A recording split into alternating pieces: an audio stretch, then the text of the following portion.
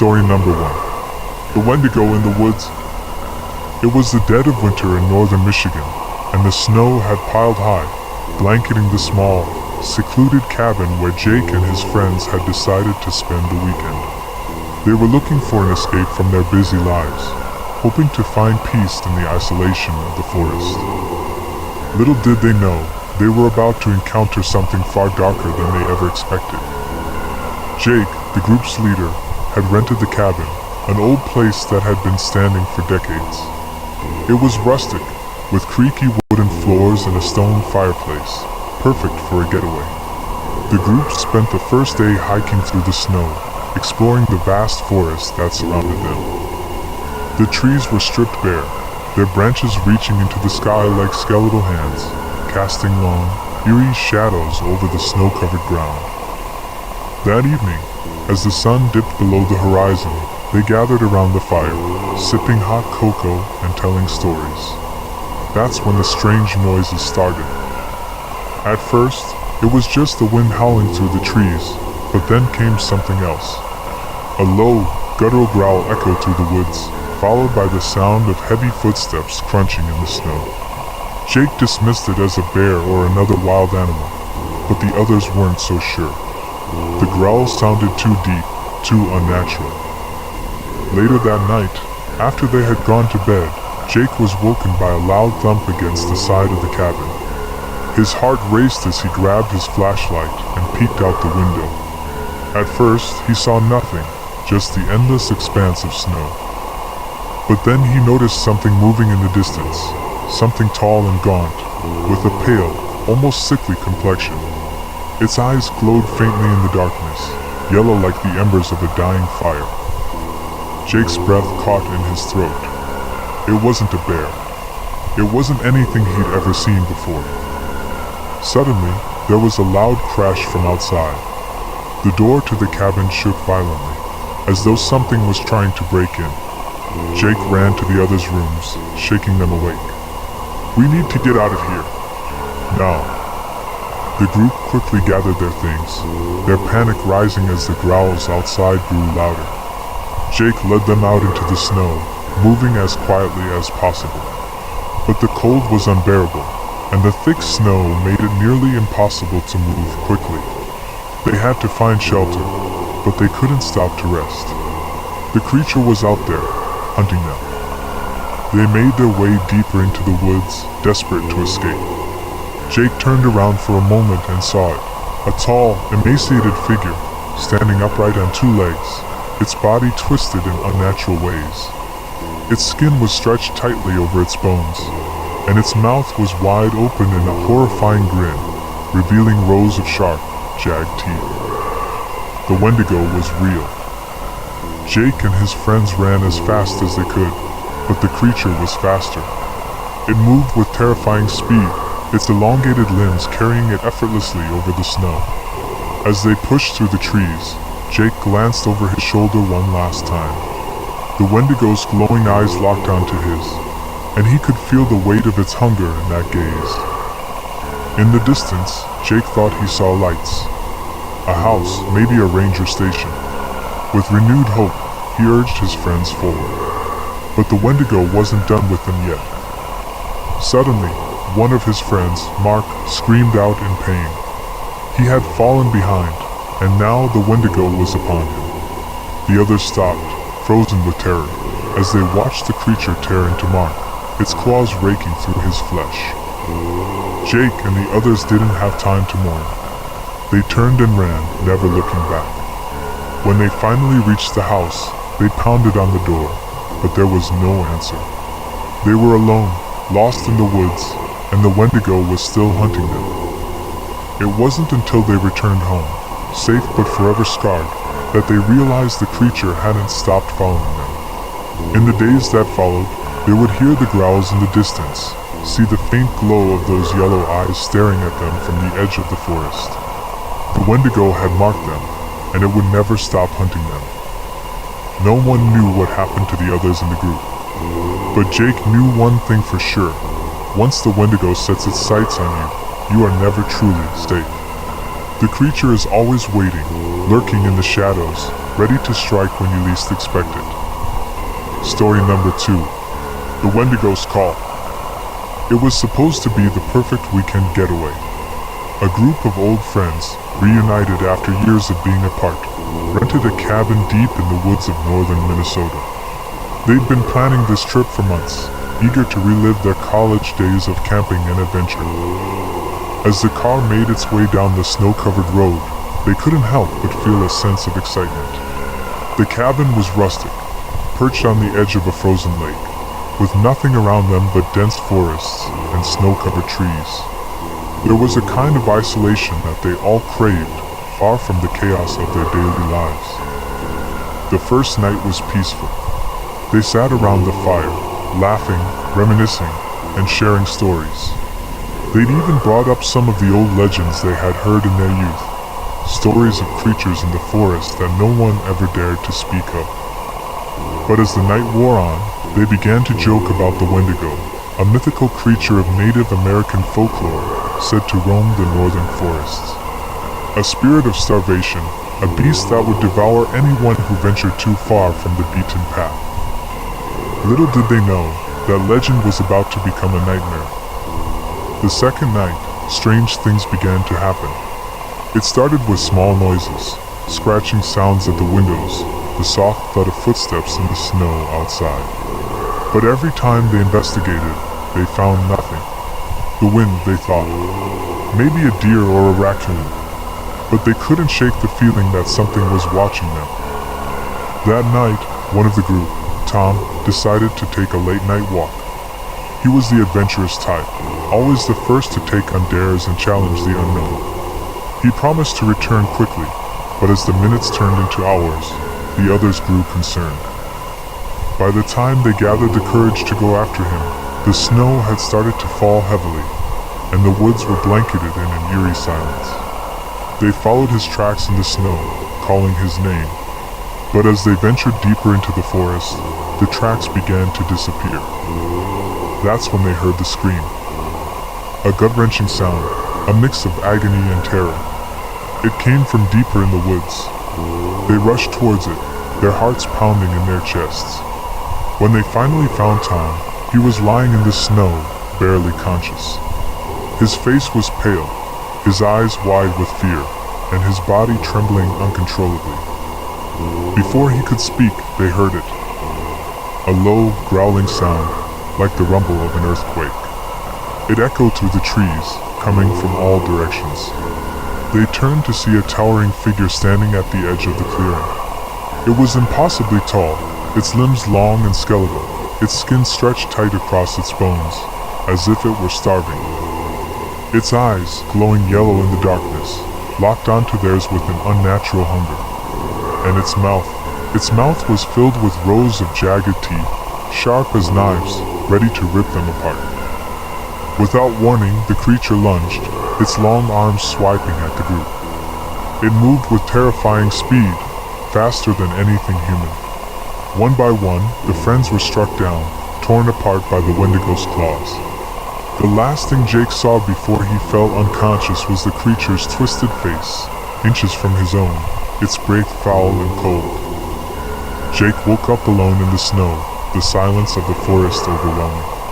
His body ached, his mind fuzzy. He struggled to his feet and stumbled back toward the cabin, where he found nothing but destruction. The windows were broken, the door ajar, as if the Wendigo had entered and left. Somehow, Jake managed to escape, returning home weeks later with only a vague memory of the horrors he had experienced. He tried to tell the authorities, but they dismissed it as a wild animal attack. They found nothing but traces of blood in the snow and the remnants of his friends' belongings. They couldn't explain what had happened, and neither could Jake.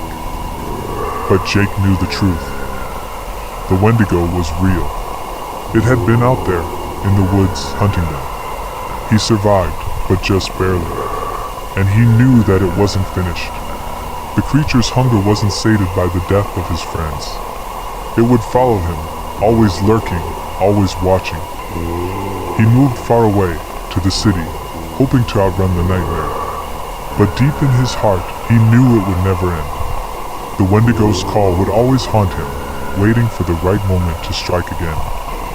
Story number 3. The Wendigo's Whisper. It was supposed to be a weekend of bonding and exploration for Kyle and his friends. They had spent years hearing stories of the wild northern woods of Canada, and now they were finally going to experience it firsthand. They rented a small, remote cabin in the middle of nowhere, surrounded by dense forests, untouched trails, and a frozen lake. The first day was full of laughter and excitement. They took hikes through the woods, marveled at the thick blanket of snow, and snapped photos of the stunning scenery. The air was crisp and fresh, and the peaceful silence of the wilderness was intoxicating. But as the sun began to set, the atmosphere started to shift. The trees, which once looked beautiful and majestic, now appeared looming and dark. That night, around the campfire, they began swapping stories. Some were ghost stories, others about creatures from folklore. One of Kyle's friends, James, spoke up, claiming to have heard about a creature that haunted these very woods. A creature that was feared by the local tribes. The Wendigo. Kyle didn't think much of it at first. After all, these were just stories. But as the night grew darker, they noticed strange things. Whispers on the wind, soft and barely audible. Footsteps in the snow that didn't belong to any of them. A distant screech that chilled them to the bone. Kyle and his friends brushed it off as the wind or their imagination, but deep down, a sense of unease had settled into their hearts. On the second day, they decided to venture deeper into the forest. The sun was barely visible through the thick trees, and a light snowfall began to fall, obscuring their tracks. Kyle, James, and 2 others, Sarah and Ethan, marched ahead, eager to discover more of the wilderness. But as they ventured further, the forest seemed to close in around them, and the once peaceful feeling had turned to something ominous. They didn't realize how far they had wandered until it was nearly dusk. When they tried to turn back, they found that their path had vanished. The snow had covered their tracks completely. Panic set in. They tried calling out, but there was no response. No one knew where they were, and it was growing darker by the minute. Suddenly, they heard the noise. A low growl. Almost like an animal, but much deeper and more guttural. They all froze in place, listening. The growl turned into a screech, something inhuman and chilling, as if the forest itself had come alive with hunger. "Run!" Kyle shouted, his heart racing. They sprinted through the snow, hoping to find their way back to the cabin. But the creature was fast. Too fast. James was the first to fall behind. He screamed as the creature's claws tore into him, the sound of fabric and flesh ripping apart echoing through the woods. Sarah tried to turn around to help him, but Kyle grabbed her arm and pulled her forward. Ethan was lagging behind, his legs weak from exhaustion. Then, they heard the dreadful sound again, only this time it was right behind them. A figure emerged from the trees, impossibly tall and gaunt. Its skin was stretched tightly over its bones, pale and frost-covered, its eyes glowing yellow with hunger. Its mouth was wide, filled with rows of jagged teeth.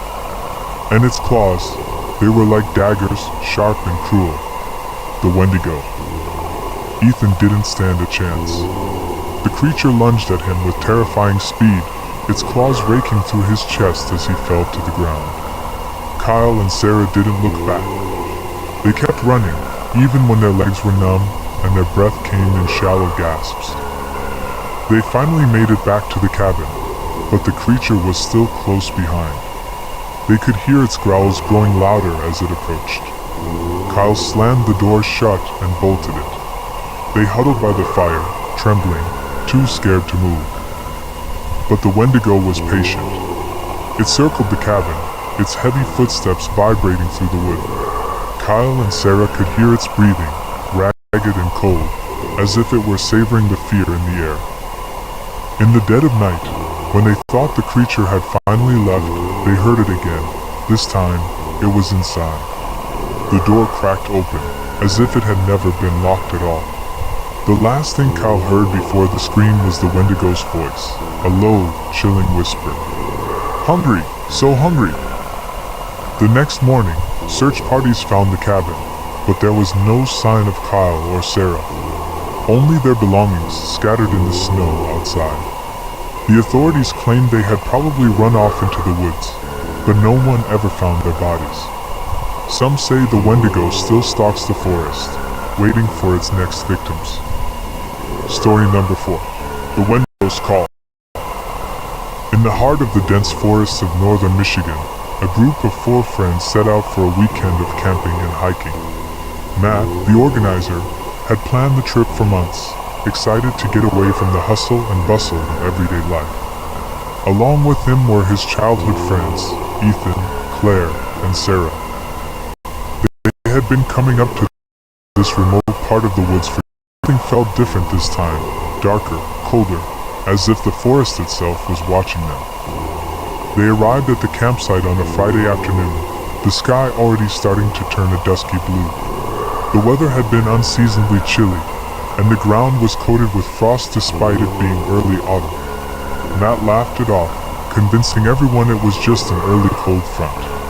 But as the night settled in, the strange feeling grew stronger. The wind seemed to howl through the trees, the branches creaking and groaning in ways that felt unnatural.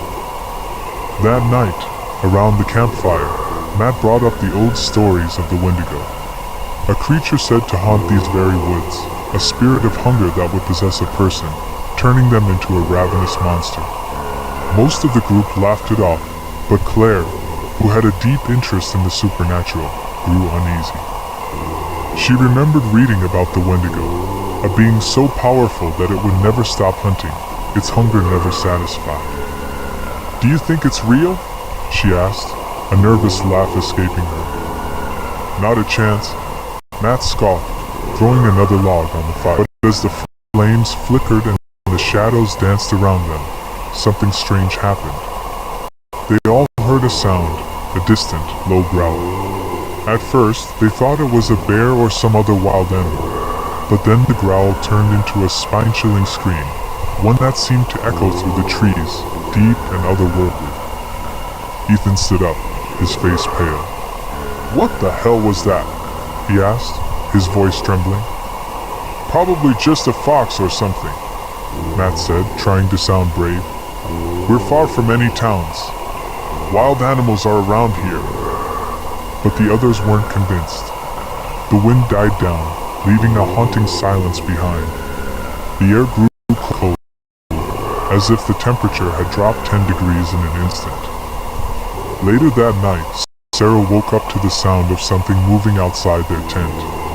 It wasn't the wind. It was heavy footsteps, slow, deliberate, and unnatural. Sarah held her breath, her heart pounding in her chest. She could hear something breathing, something large, with ragged, cold breaths that seemed to freeze the air.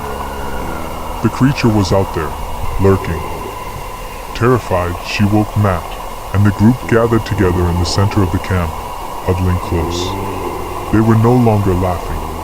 The creature's heavy breathing grew louder, closer, and then it stopped.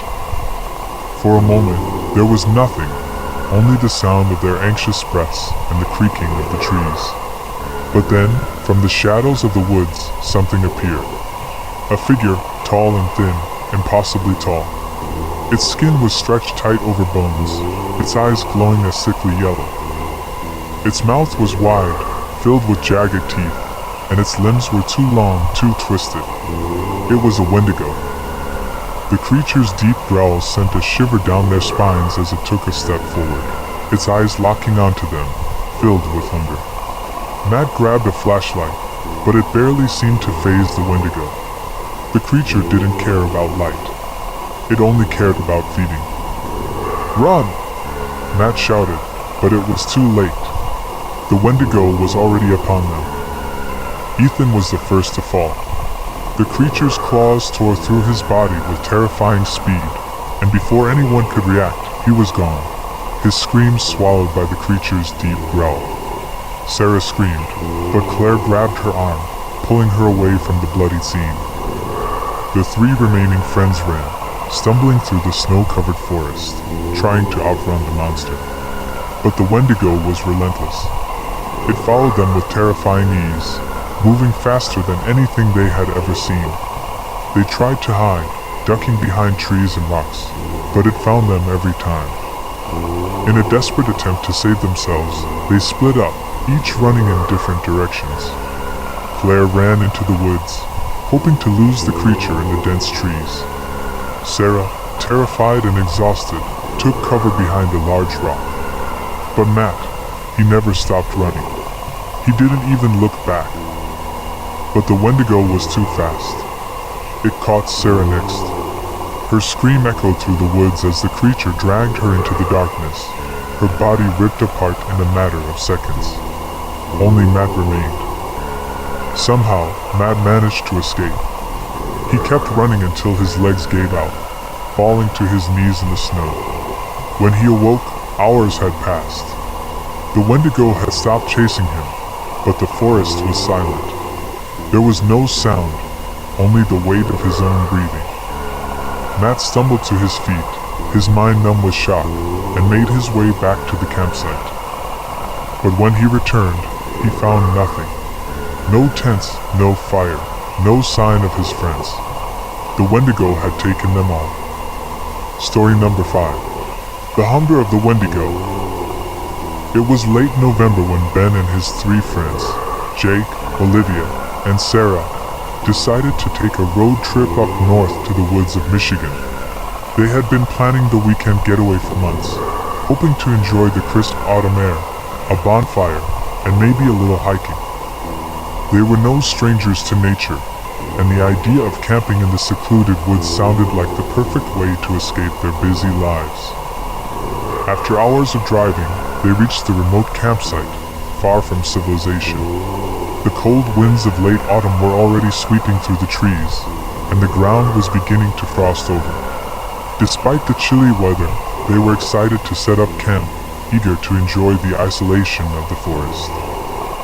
As the sun began to set, they gathered around the campfire, laughing and telling stories. Jake, the skeptic of the group, began to tell the others about the local legends he'd heard about the Wendigo, the terrifying creature of hunger and insatiable greed that roamed the northern woods. Ben, who had heard the stories before, smiled and rolled his eyes.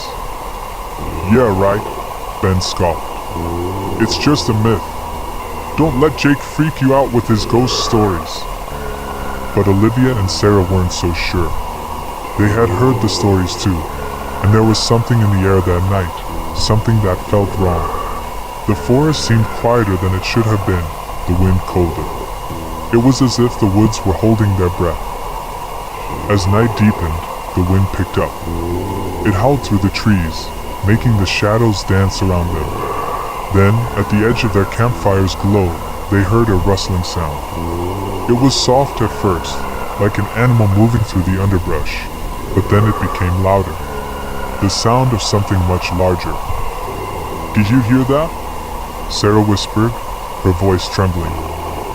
Olivia nodded, her eyes wide. "It sounds like something's out there." Ben and Jake both laughed nervously, trying to brush it off, but even they couldn't deny the unsettling feeling creeping into their bones. The rustling continued, getting closer. They stood up, peering into the darkness. Suddenly, they saw it, a tall, shadowy figure emerging from the woods. It was thin, impossibly thin, with long, twisted limbs and hollow eyes.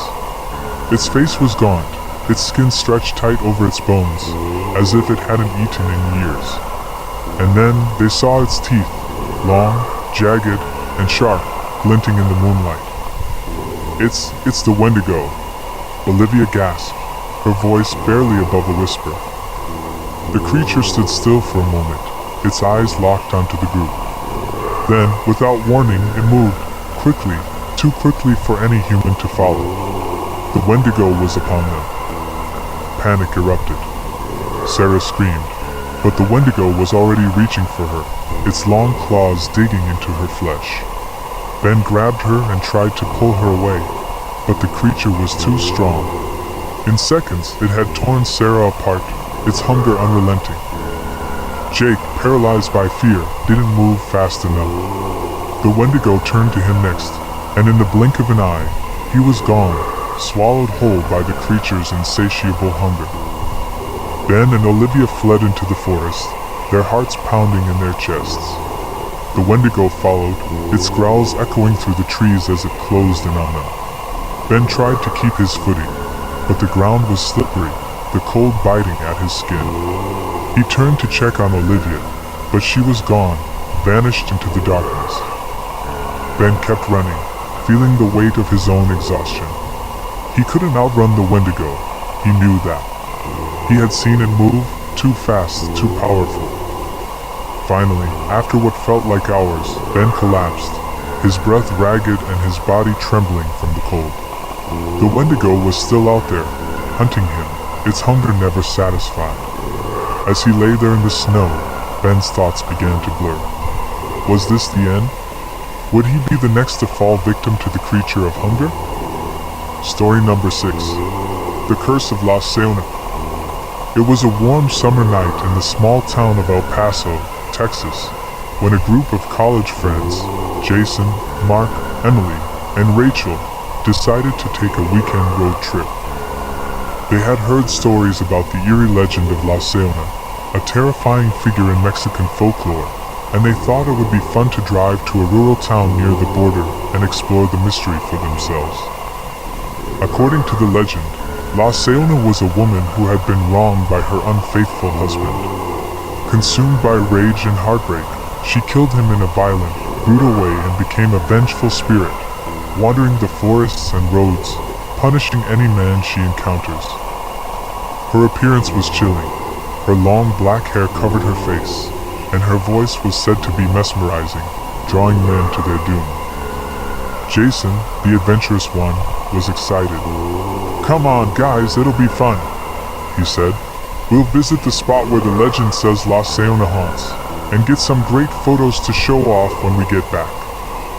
As they drove deeper into the countryside, the road became more isolated. The sun began to set, and the air turned cooler. The group arrived at a dense forest known to be a hotspot for sightings of La Llorona. With nothing but the sound of the wind rustling the leaves, they set up camp in a small clearing near a creek. It was the perfect spot, quiet, peaceful, and far from the nearest town.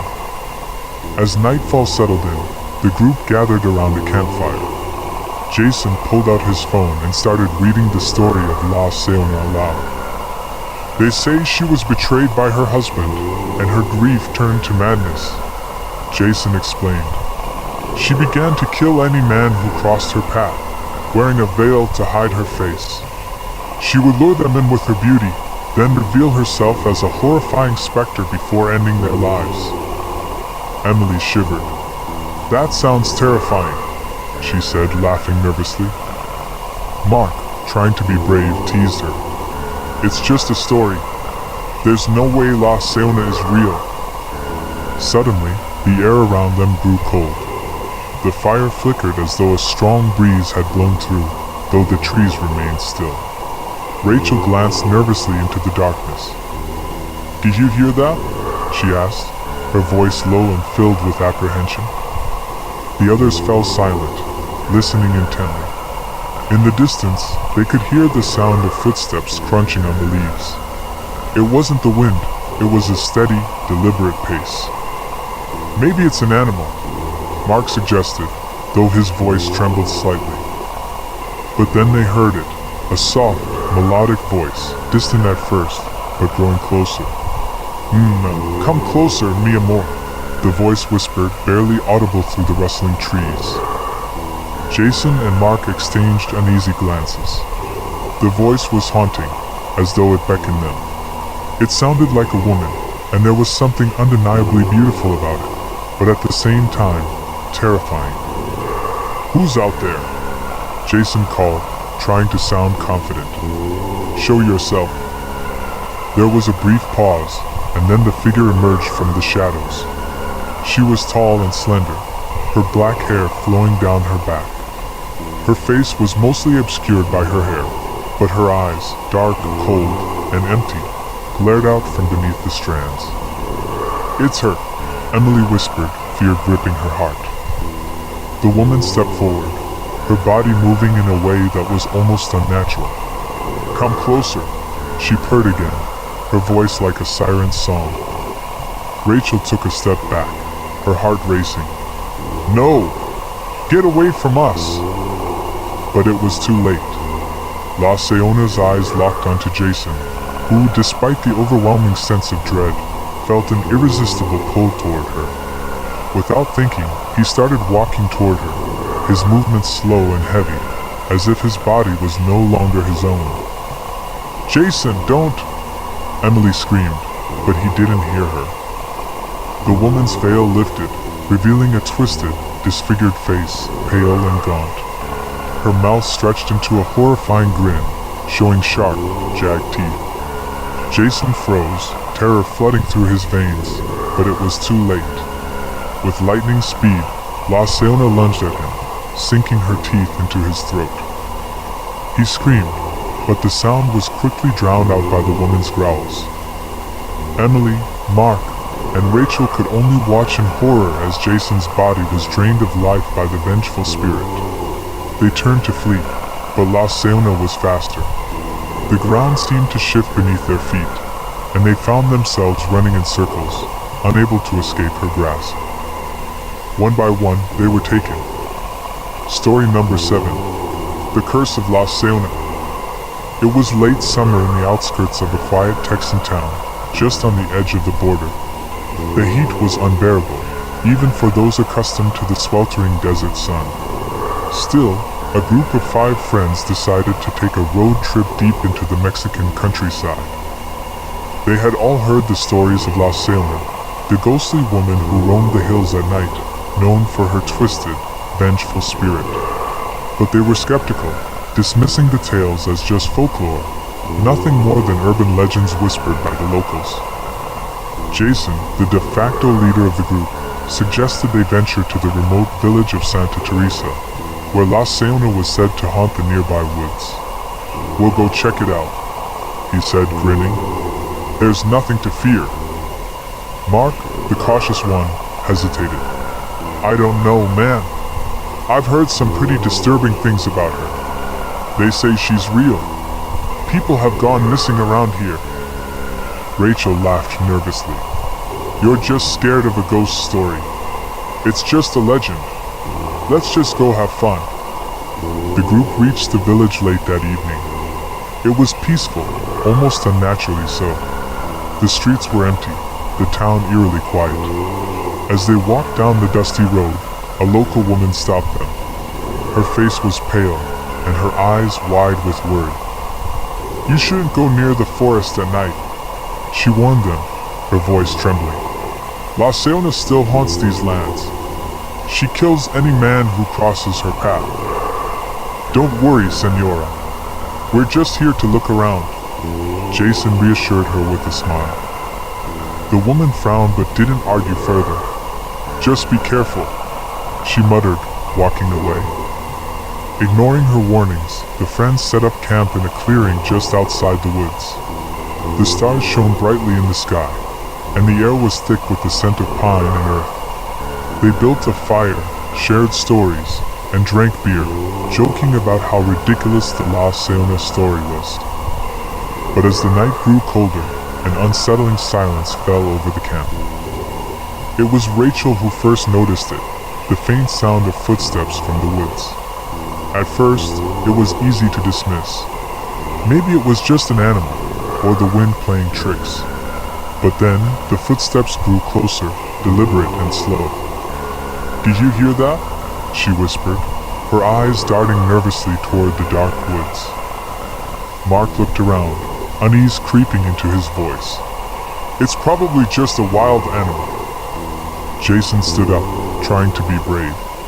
"I'll go check it out," he said. "I'll be right back." "No, Jason!" Rachel called out, but he was already disappearing into the darkness. Minutes passed, and Jason still hadn't returned. The group sat in silence, the tension thick in the air. Suddenly, Jason's voice echoed from the woods, distant and strained. "Guys, something's wrong." "Jason?" Mark shouted. "What's going on?" But there was no answer. Only a soft, eerie giggle, something that didn't belong in the wilds of the forest. Without thinking, the others rushed into the woods, calling his name. The moonlight barely pierced the dense canopy above, casting shadows that seemed to move with a life of their own. The deeper they went, the more oppressive the air felt. It was as if something was watching them. Then they saw it, Jason, standing motionless under the boughs of an old, gnarled tree. His eyes were wide, bloodshot, and his expression was vacant, as though his soul had left him. And then they saw her. La Llorona stood before them, her long black hair hanging over her face, her body slender and hauntingly pale. She was beautiful yet terrifying, a vision of distorted grace. Her eyes locked onto them, cold and unforgiving. "You shouldn't have come here," she said, her voice soft, almost seductive. "Now you belong to me." Before anyone could react, the wind howled through the trees, and La Llorona's true form emerged. Her face twisted in grotesque horror, her mouth stretched into a jagged grin, revealing teeth that seemed to grow like fangs. Her once beautiful face was marred with scars and madness. "Run!" Mark screamed, but it was already too late. The group tried to flee, but La Llorona was faster, more powerful than they could ever have imagined. One by one, she caught them, her supernatural strength overpowering them. She dragged them into the darkness, her laughter echoing through the trees as their bodies were consumed by her rage. Story number 8. The Haunting of La Llorona. It was late at night when Chris and his friends decided to take a road trip to the Mexican countryside. They had heard rumors about the legend of La Llorona, a vengeful spirit said to hunt men who dared to venture too close to the woods. But like most young people, they dismissed it as just a spooky tale meant to scare tourists. Chris, being the leader of the group, was always the brave one to suggest that they go to places people told them to avoid. He thought it would be the perfect thrill for their summer trip, an adventure to remember. "Come on, guys," Chris said as he grinned at his friends. "A ghost story is just that, a story. We'll check out the old town, maybe camp in the woods for a night, and we'll see if this La Llorona thing is real." His friend Mike, always the skeptic, chuckled. "Yeah, but if we get cursed, don't say I didn't warn you." Rachel, their friend with a knack for getting scared easily, hesitated. "I don't know about this, Chris. The locals around here really believe it. They said if we cross into the woods at night, La Llorona will come for us." "Nonsense," Chris dismissed. "Let's get to the village and see for ourselves." As they arrived in the village of San Sebastian, the air felt heavier. It was a small, dusty town where every house seemed abandoned, and the streets were eerily quiet. It wasn't the kind of place most would expect to find tourists, but Chris wasn't fazed. He even joked about how this was the perfect setting for a horror movie. They stayed at a small guest house, and when evening fell, they took a walk down the empty streets to the edge of the forest. The moon was full, casting a strange glow on the landscape, and the trees seemed to move in the wind as though they were alive. As they walked further into the woods, they encountered an old woman sitting on a bench by the path. Her hair was unkempt, and her eyes were dark, staring into the distance. She looked up at them as they approached, her voice hoarse. "You should leave. La Llorona will take you if you stay," she warned, her voice almost a whisper. "She seeks revenge, and you'll never leave this place once she marks you."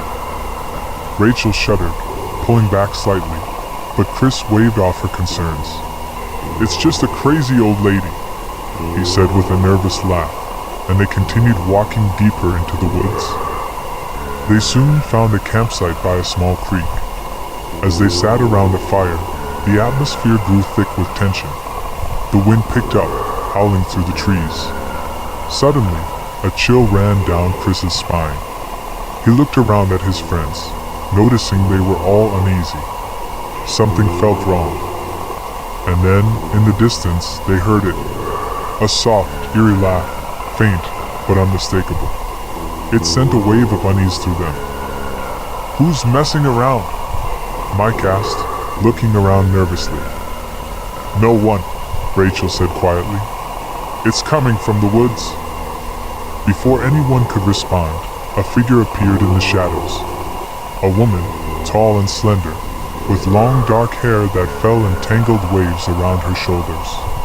Her face was hidden in the darkness, but her eyes glowed unnaturally, and her smile stretched unnervingly wide. The wind stopped, and everything fell silent. Chris felt his heart race. "Who are you?" he called out, his voice shaky. "I am La Llorona," she said, her voice like a soft hiss. "And you should not have come." Suddenly, the temperature dropped drastically. The fire flickered and died, and the woods became shrouded in an unnatural darkness. The woman stepped forward, her features becoming clearer in the dim moonlight. Her face was beautiful at first glance, but upon closer inspection, her skin was pale and twisted, her eyes dark and hollow. Her mouth twisted into a monstrous grin. Rachel screamed and tried to run, but the woman moved too quickly, appearing in front of her. With one swift motion, La Llorona grabbed Rachel by the throat. "You should have listened," she whispered coldly. Mike lunged at her, but his hands passed right through her, as if she were made of mist. Panic set in as the friends realized they were trapped in the presence of something not human. Story number 9. La Llorona's Revenge. Lori and her boyfriend, Jack, decided to take a break from their hectic lives and go on a camping trip deep in the mountains of Mexico. They had heard a few rumors about La Llorona, but like many young couples, they weren't the least bit intimidated by ghost stories.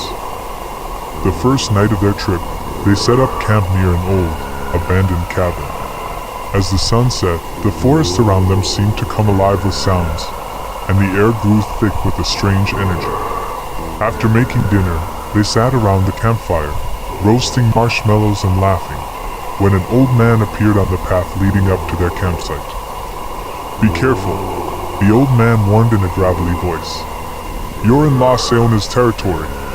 She watches the men who wander into these woods and punishes them for their sins. The curse is real, and it's only a matter of time before she finds you." Jack laughed nervously and waved him on, but Lori couldn't shake the unease in the pit of her stomach. Later that night, as they lay in their tent, Lori woke to a strange sound outside.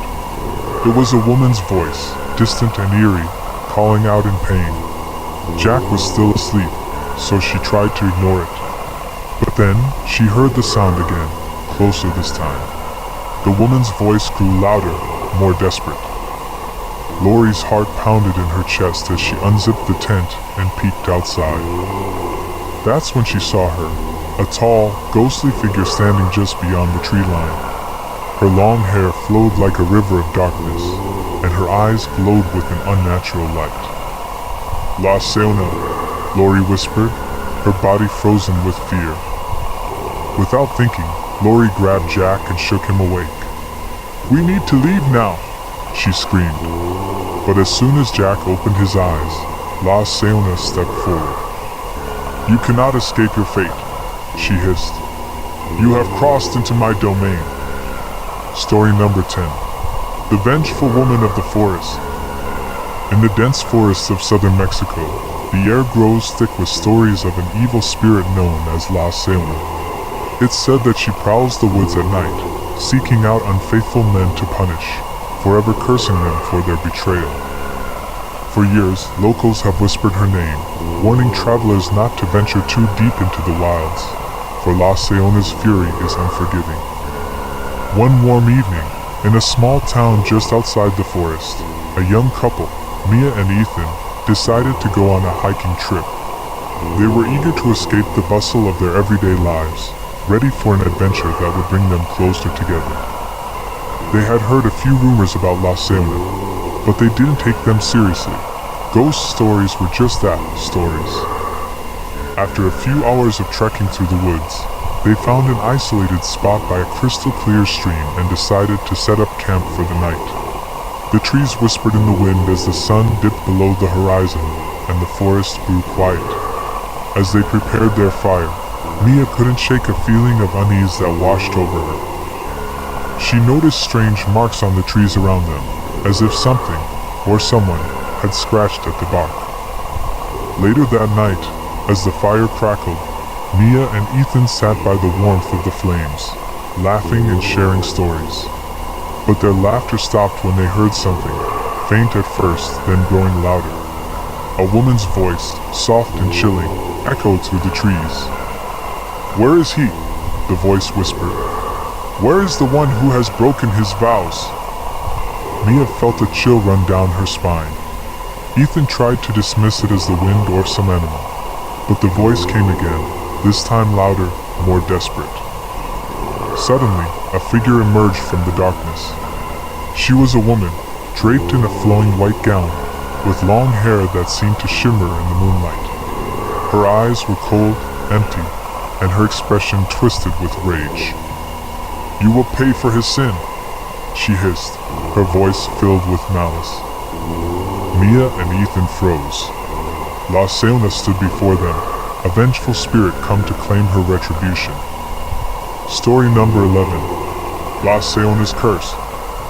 Carlos and his younger brother Luis had heard the stories about La Llorona all their lives. They'd grown up hearing the tales from their grandmother, who always warned them to avoid the deep woods at night. La Llorona was known to punish men who were unfaithful, especially those who wandered too far into her domain. Carlos had always thought it was just a superstition, a cautionary tale to keep young men in line. But one evening, as the two brothers set out on a hiking trip through the mountains of Mexico, Carlos couldn't help but feel a sense of dread. They were far from any civilization, deep in the wilderness, with no one around to help if something went wrong. It was just the two of them, and Carlos had been hearing strange stories from the locals in the nearby village.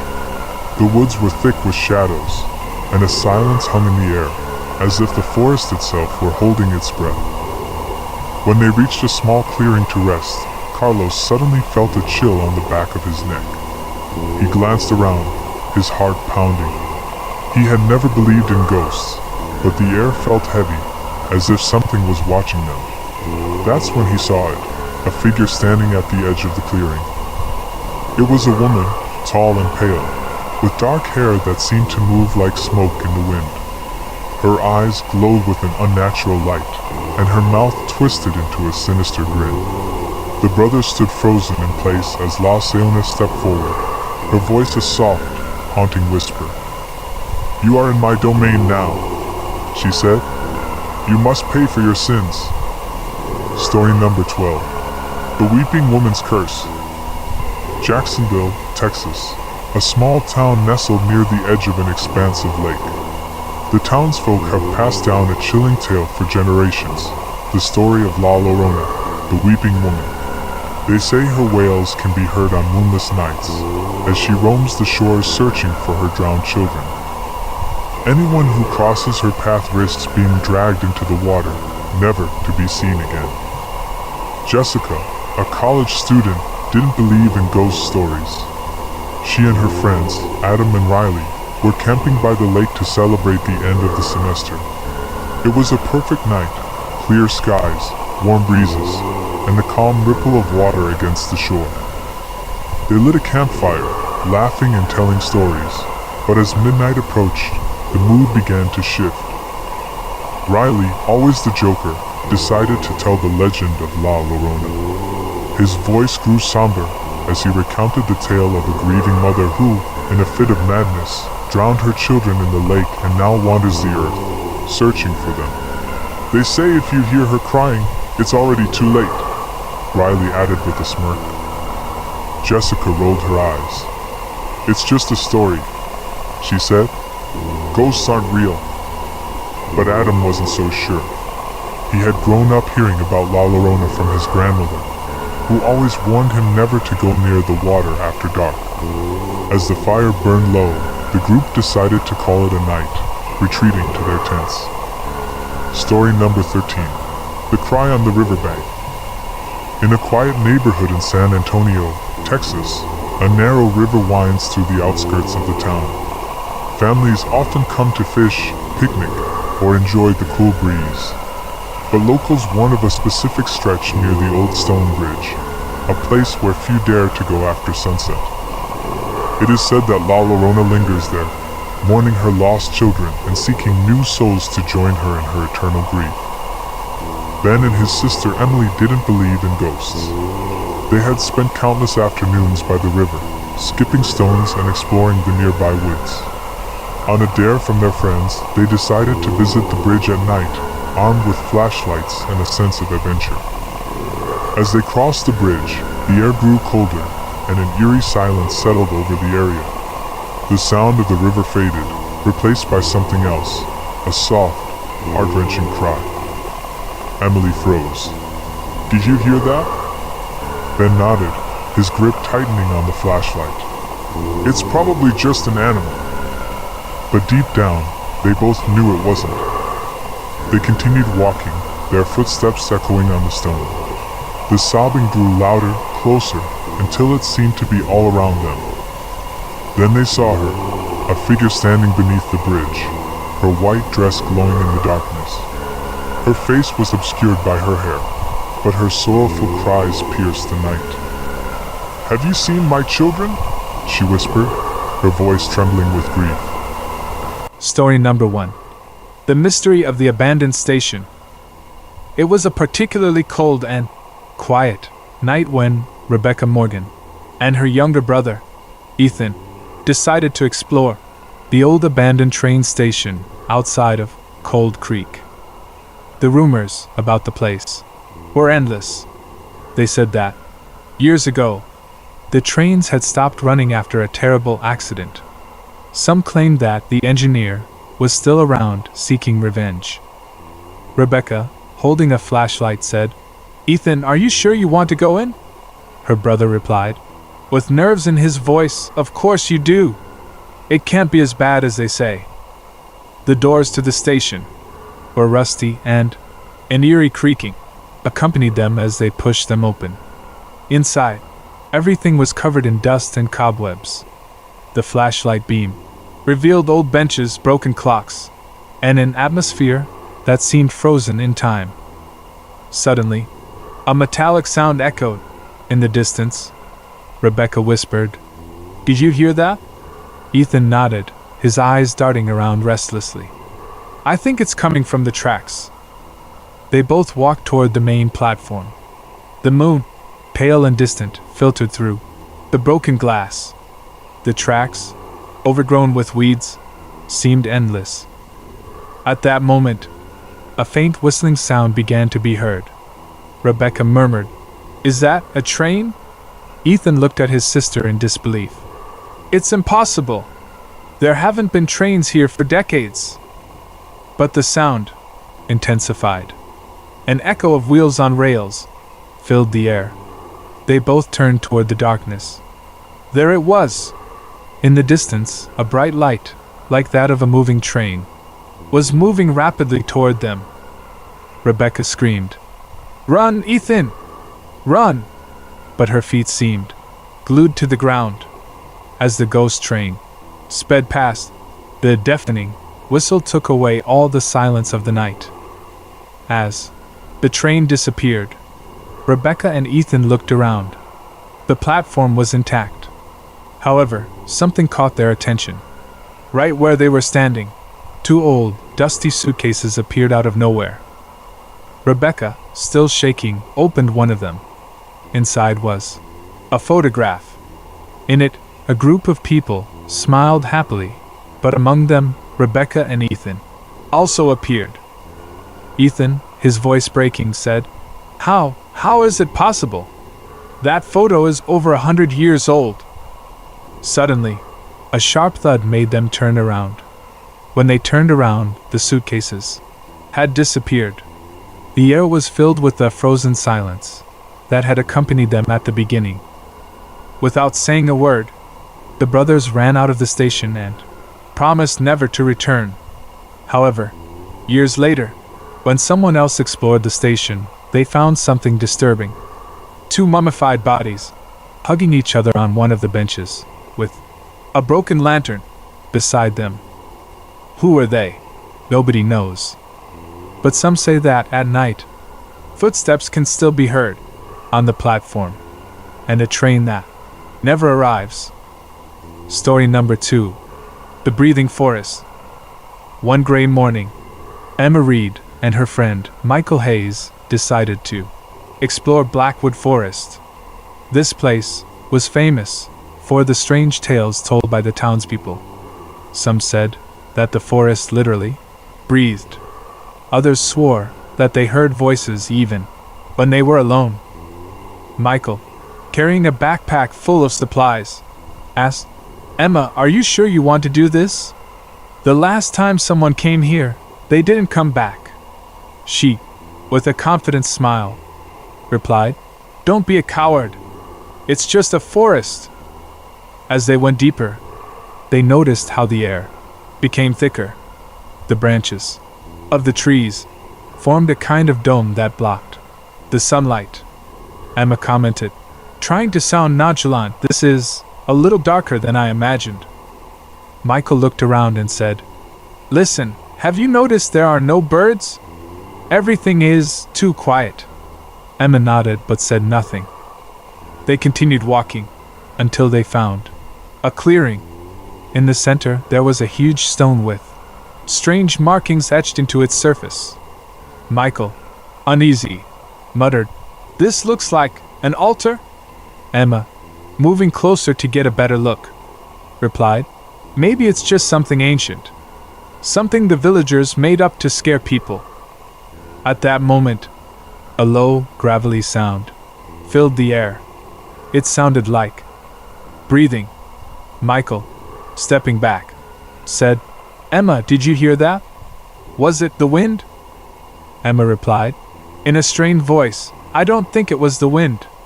It was too regular." Suddenly, the trees began to creak, as if they were moving. A cold gust blew between them, and they both felt something watching them. Michael, desperate, shouted, "We have to get out of here now." Emma nodded, but just as they turned to run, the ground beneath them began to vibrate. From the ground, roots sprouted, seemingly lifelike. The roots began to slowly surround them. Emma shouted, "Michael, watch out!" But one of the roots caught her leg, causing her to fall to the ground. Michael tried to help her, but another root wrapped around his arm, dragging him toward the altar.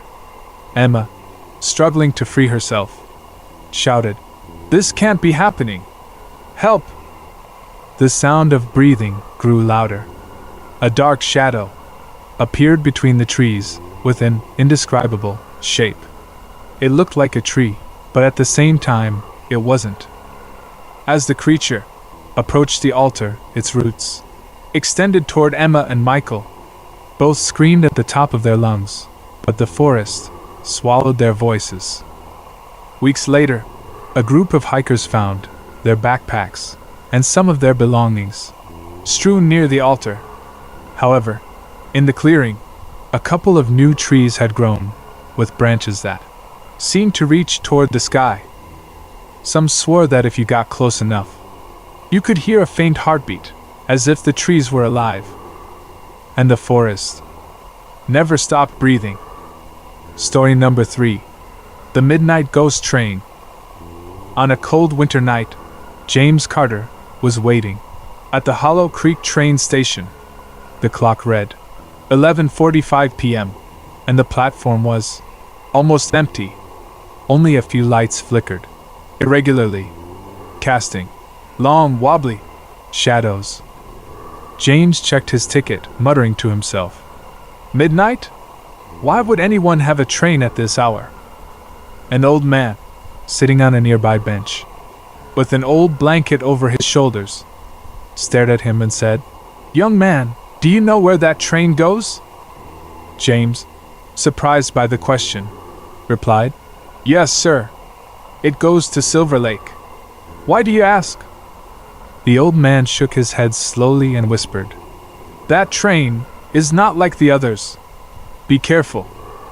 James, trying to ignore the chill that ran down his spine, shrugged and thought, "It's just an old man telling stories." At 12 o'clock sharp, a high-pitched whistle filled the air, and a black train appeared out of the fog. The train looked ancient, with rusty cars and fogged-up windows, but James paid no attention. He got into the back car, where there were only 2 other people, a woman in a wide-brimmed hat, and a man with a newspaper covering his face. James chose a seat by the window. The train jerked off, and soon the station was behind him. Looking out the window, James noticed something strange. The landscape didn't seem to change. There were only dead trees and a dense fog covering everything. A metallic voice echoed over the speakers. "Next stop, the end of the road." James frowned and thought, "That doesn't make sense. The end of the road?" Suddenly, the lights in the car began to flicker. James looked around and noticed that the woman in the hat was gone. The man with the newspaper was still motionless, but the newspaper was blank. Trying to remain calm, James stood up and walked to the next car. The aisle was dark, and the air seemed colder with each step. Reaching the next car, he found it empty. There were only dusty seats and a few abandoned suitcases. James whispered, "Hello? Is anyone here?" A soft laugh echoed behind him. James turned quickly, but there was no one. Then, something caught his eye. On the floor was an old pocket watch. He picked it up and opened it. The needle read exactly 12 o'clock, and it didn't move. At that moment, the train stopped abruptly. James lost his balance and fell to the ground. He quickly stood up and looked out the window. They had reached a dark tunnel, but this tunnel didn't look normal. The walls were covered with strange symbols, and it seemed to move, as if it were alive. The metallic voice rang out again. "All passengers must get off here." James, terrified, shouted, "I'm not getting off. I want to go back to Hollow Creek." The doors of the train car opened, and a tall, hooded figure appeared on the platform. James backed away, but the figure raised a hand and pointed directly at him. At that moment, the train car filled with shadows that looked like snakes. The shadows enveloped James, and he could only shout, "Help! Someone, please!" Days later, the train was found at an abandoned station, empty. Inside the back carriage, there was only a pocket watch, marking 12 o'clock, and a newspaper with a headline that read, "Missing on the Midnight Train." Story number 4. The Forbidden Chamber. On a stormy night, Emily Brown and her best friend, Michael Davis, decided to explore the old house of the Sterling family. The house, abandoned for decades, was known for its strange basement, which everyone called the Forbidden Chamber. Emily turned on a flashlight as they walked down the main hallway. The wood creaked under their feet, and the echo of each step seemed to multiply. Michael, holding an old map they had found on the internet, whispered, "Are you sure about this, Emily? They say no one should go in here." Emily looked at him, smiling bravely, and replied, "Do you really believe in those stories? It's just an old house, Michael." "But," Michael insisted, looking around, "what if what they say about the chamber is true? What will happen if we open it?" Emily sighed, trying not to be intimidated. "I just want to see what's there.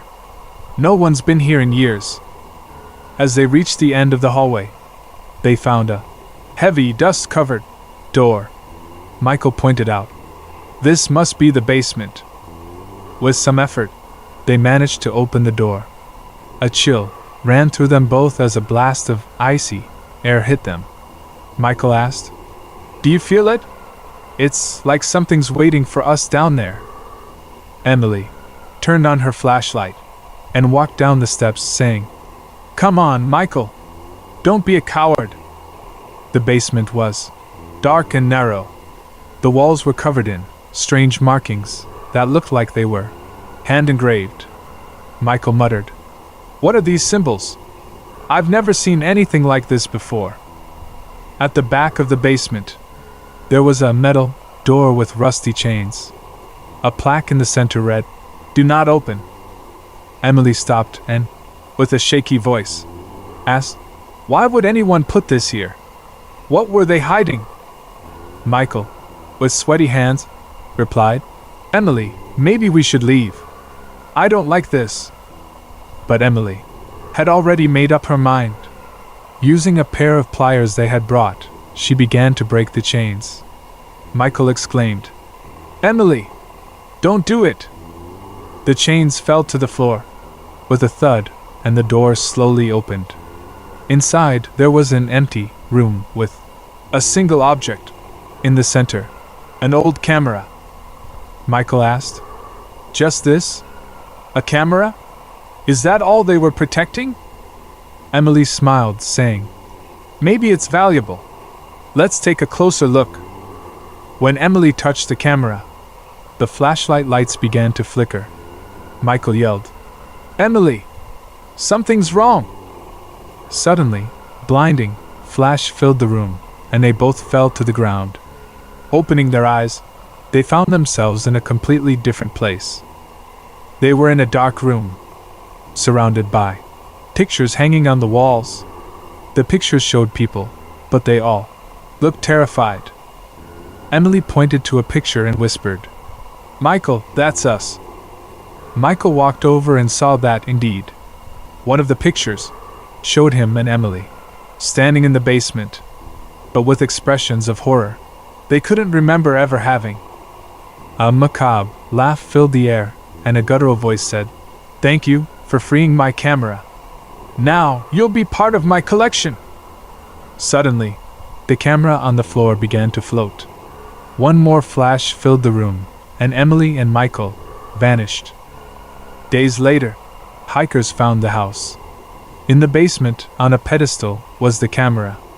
Around the walls, new photos had appeared, and two of them showed Emily and Michael staring from behind glass, trapped forever. Story number 5. The Message in the Bottle. On a quiet summer morning, Samantha Miller decided to take a walk on the beach. The sun was shining brightly, and the waves were gently crashing against the shore. Samantha, wearing her wide-brimmed hat, walked aimlessly, enjoying the sound of the sea. Suddenly, something in the sand caught her eye. It was a glass bottle, with a rolled-up piece of paper inside. Samantha picked it up and said quietly, "A message in a bottle? This looks like something out of a movie." Carefully, she unscrewed the cork and pulled out the paper. Opening it, she read some words written in faded ink. "Help! I'm trapped on Lighthouse Island. Please save me." Shocked, Samantha muttered, "Is this a joke? Who would write something like that?" But when she looked towards the horizon, she saw something in the distance. It was a small lighthouse, solitary on a rocky island. Her curiosity got the better of her, and she decided to find out more. Upon reaching the nearby port, Samantha spoke to an old fisherman named Thomas Gray. "Excuse me," he said, showing the bottle. "I found this on the beach. Do you know anything about that island?" Thomas, seeing the note, turned pale. He replied, "Miss, no one should go there. That island is cursed." Samantha raised an eyebrow and asked, "Cursed? Why do you say that?" Thomas sighed deeply and explained, "Years ago, the lighthouse keeper, a man named James Harper, disappeared. They say something strange happened there. Since then, no one dares to come near it. Samantha, determined, insisted. But someone called for help. I can't ignore it. Can you take me there? Thomas shook his head. I won't. But if you insist, you can rent a boat. Although, I warn you, be careful. With the rented boat, Samantha rowed toward the island. The waves seemed stronger as she got closer, as if the sea didn't want her to come. When she finally disembarked, she noticed that everything was strangely quiet. The lighthouse, imposing and worn by time, seemed to be watching her. She entered cautiously, illuminating the interior with a flashlight. The walls were covered in mold, and the air was heavy. Samantha whispered, "Hello? Is anyone here?" A creaky staircase led up. She climbed slowly, listening to each of her steps. Reaching the top, she found a room. There, in a corner, was a table with scattered papers. One of the papers had the same writing as the message in the bottle. It said, "Don't trust what you see. Run while you can." Samantha, uneasy, backed away. That's when she heard a loud bang downstairs. "Bang!" she screamed. "Who's there?" She ran downstairs, but saw no one. The silence was now more oppressive. Suddenly, a hoarse voice said behind her, "Why have you come?" Turning around, she saw a pale and disheveled man. His eyes were sunken, as if he hadn't slept in years. Samantha asked, terrified, "Are you James Harper? Are you okay?" The man nodded slowly and muttered, "You shouldn't have come. Now you'll be trapped too." Samantha tried to run, but the lighthouse door closed by itself. James screamed, "The island won't let you go. It's a prison for all of us." Desperate, she tried to open the door, but it was useless. Through a broken window, she could see the boat she had brought, slowly moving away. Days later, Thomas saw Samantha's boat, floating empty, near the harbor. Inside, he found a new bottle. Inside, there was a message that read, "I'm trapped on Lighthouse Island. Please save me." Story number 6. The Strange Passenger on the Night Train. It was almost midnight. Night Train 74B was traveling through a dark and desolate landscape. Most of the cars were empty. Only a few passengers were dozing in their seats. In one of those cars, Emily Parker was awake. She was holding a book, but she couldn't concentrate. Every now and then, she looked out the window. The moon, big and bright, illuminated the empty fields. Suddenly, she felt someone sit down in front of her. She looked up and saw a tall, thin man dressed in an old-fashioned suit. He was wearing a hat that partially covered his face. "Good night," the man said in a deep, calm voice. Emily replied, somewhat uncomfortably, "Good night. Can I help you?" The man smiled slightly and said, "Help me? No. But maybe you should ask yourself if you need help." Emily, strange, frowned and asked, "Excuse me? What do you mean?" The man didn't answer right away. He just stared at her, steadily, with dark, piercing eyes. Finally, he said, "This train is not what it seems, and you shouldn't be here." Emily felt a chill. She asked, trying to sound firm, "What are you saying?" "This train is going to Boston. I'm in the right place." The man shook his head and whispered, "You think so? But are you sure? Do you remember how you got here?" Emily opened her mouth to answer, but stopped. She tried to remember, but her mind was blank. "How did you get to the train?" It was a simple question, but she couldn't answer it. "What's going on?" she murmured. She looked at the man and asked, "Who are you? What do you want from me?" The man bowed his head slightly and said, "My name doesn't matter. I'm just here to warn you. This train won't stop in Boston. Actually, it won't stop anywhere you know of." Emily, now freaked out, stood up and shouted, "This is ridiculous. I'm going to talk to the conductor." The man did nothing to stop her. He simply said, "Good luck. Although, I don't think you'll find him." Emily hurriedly walked down the aisle. She passed several cars, but they were all empty. The light was flashing intermittently, and the sound of the train wheels was getting louder and deafening. Finally, she reached the conductor's car. The door was locked. She knocked hard and shouted, "Open it! I want answers!" There was no answer. Desperate, she yanked the door open, but there was no one there. The conductor's seat was empty. The controls blinked, red lights, and a robotic voice repeated, "Destination unknown! Destination unknown!" Emily backed away, scared. That's when she felt a presence behind her. She turned quickly and saw the man in the suit. "I told you," he said calmly. "This train is not what it seems." Emily screamed, "What do you mean? Let me out of here!" The man extended a hand toward her and said, "You still have a chance. But you must jump now." Emily looked out the window. The landscape was speeding by. Jumping seemed crazy. She asked, with tears in her eyes, "Jump? Are you crazy? You'll kill me." The man replied, "If you don't, you'll be trapped here forever." Emily hesitated, trembling. Finally, she closed her eyes and ran to the door of the train car. She opened it and looked out into the void.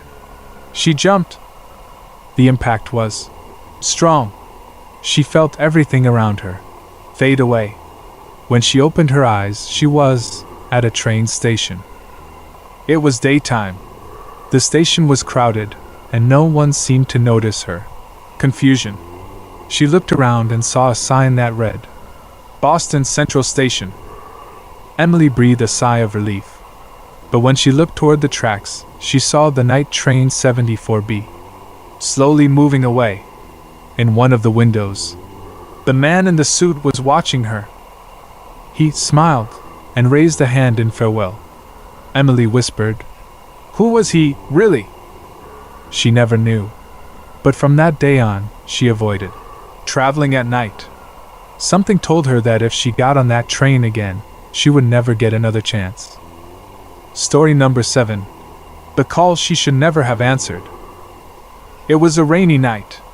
The sound of raindrops against the window filled Rachel Miller's small living room.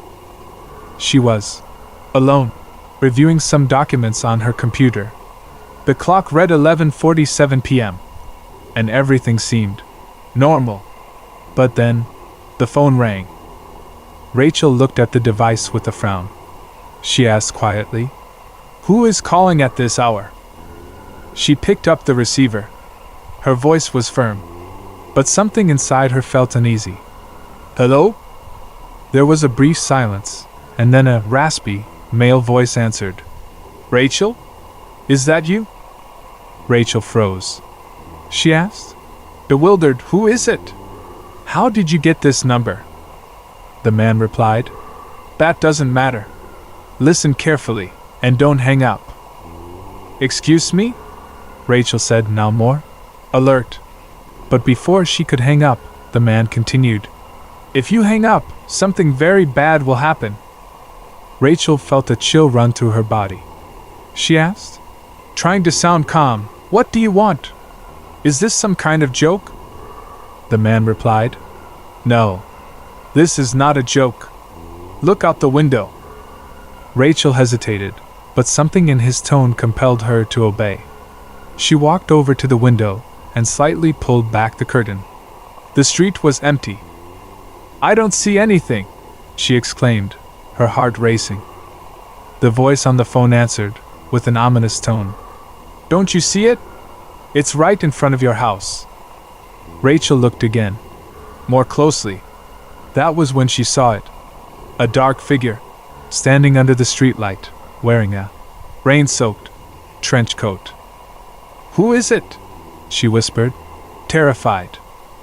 The man on the phone laughed softly and said, "It's not important, but it's here for you." Rachel stepped back, gripping the phone tightly. She yelled, "Stop playing with me! I'm going to call the police." The man replied calmly, "You won't, because you know they don't have time. If you want to survive tonight, you must follow my instructions to the letter." Rachel, now desperate, asked, "What do you want me to do?" The voice replied, "Go up to the second floor. In the bedroom, there's a box under your bed. Open it. Now." Rachel hesitated, but eventually decided to obey. She walked up the stairs, with the phone still pressed to her ear. Every step echoed in the silent house. She entered her room, turned on the light, and knelt down beside the bed. She found an antique wooden box, which she didn't remember ever seeing before. "I got it," she said. "Now what?" The man replied, "Open it." Rachel lifted the lid, shaking. Inside the box was a knife, sharp and covered in strange engravings. She asked, her voice cracking, "What is this? Why is it here?" The voice on the phone replied, "It's the only way to save yourself. You must use it. Go to the front door and face whoever is outside." Rachel shook her head. In a panic, she screamed, "He's crazy! I'm not going to do that." The man replied, "If you don't, he'll get in. And believe me, it won't be nice." Rachel heard a loud knock on the front door. She jumped in fear and screamed, "He's here!" The voice on the phone said, "It's now or never. Take the knife and open the door."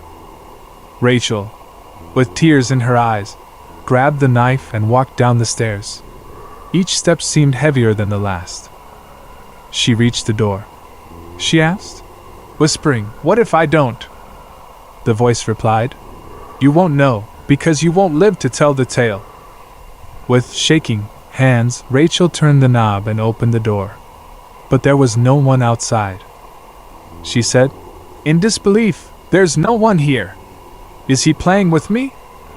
The voice on the phone laughed softly and said, "Look at you, exactly where I wanted you." Suddenly, a huge shadow appeared behind her. Rachel felt a sharp pain in her chest, and the knife fell from her hands. The call was cut off. The next morning, police found the door to Rachel's house open. Inside, they found the young woman's body, with the knife from the box stuck in her heart. They never found any clues about the man who made the call, or the figure under the streetlight. But the phone, still on the floor, showed the last call made. Duration: midnight. Story number 8. The House on Silent Lake. It was a quiet afternoon. The sun was reflecting off the crystal-clear waters of Silent Lake, a secluded place surrounded by lush forests. Evelyn Parker, a woman in her 30s, had rented a small cabin near the lake to spend a weekend away from the city. She was looking for peace, a respite. When she arrived at the cabin, everything seemed perfect.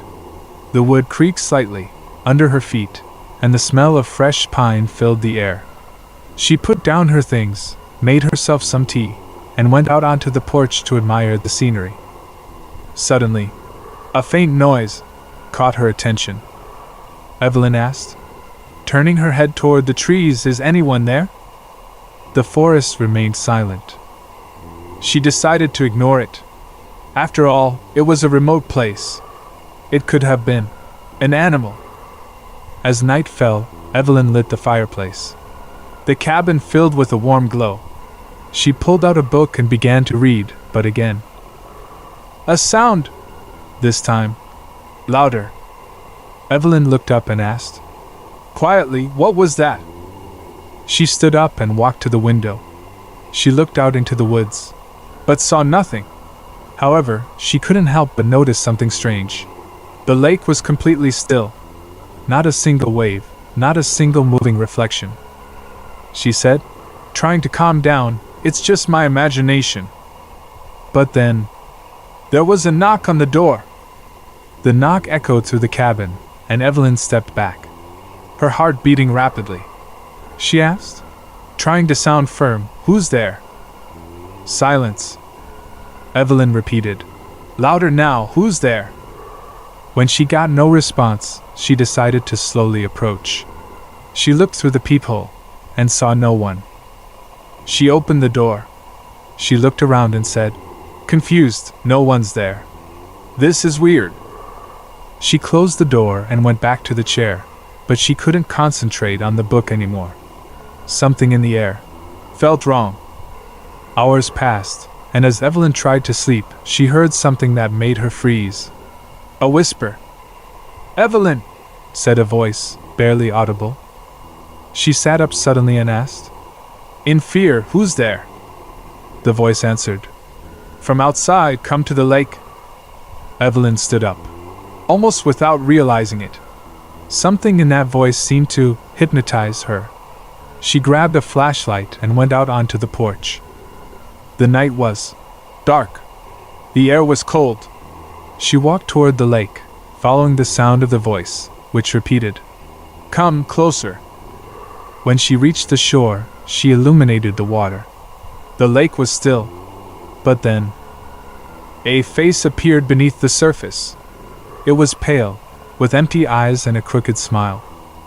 Evelyn screamed, "Who are you? Leave me alone!" But the face only smiled wider. A hand emerged from the water, followed by another. Evelyn recoiled, terrified, but the hands grabbed her ankles and began pulling her toward the water. She struggled with all her might, screaming, "No! Let me go!" But the figure dragged her into the lake. The flashlight fell to the ground, going out, and the forest fell silent again. The next morning, a group of hikers found the cabin empty. The door was open, and Evelyn's footprints ended at the lake's edge. They never found her body. Lake silence remained, just as quiet, as if nothing had happened. However, some claim that if you listen carefully on dark nights, you can hear a voice whispering your name. Story number 9. The Abandoned Hospital. In the town of Brookfield, an old abandoned hospital had gained fame for its horror stories. It was said that, in the 70s, this place had witnessed strange medical experiments. A group of friends, made up of Michael, Laura, and Ethan, decided to enter the hospital on a Saturday night. The idea seemed fun. They wanted to record a video for their urban exploration channel. Upon arriving, Michael said, "Looking at the ruined facade, this looks worse than I thought." Laura, with a flashlight in hand, replied, "Come on. There's nothing to fear." Ethan commented jokingly, "Except, of course, the ghosts. Or the crazy doctors." They entered the building. The air was heavy. The echo of their footsteps resonated in the empty hallways. Laura asked, trying to break the silence, "How long do you think we've been closed here?" Michael replied, "For decades. But they say no one dares stay long." As they walked down the main hallway, they found destroyed rooms, rusty stretchers, empty jars, with illegible labels. Ethan, curious, pointed to a door with a plaque that read, "Critical Patient Area." He asked, looking at the others, "Should we go in?" Laura replied, "Sure. That's what we came to do, right?"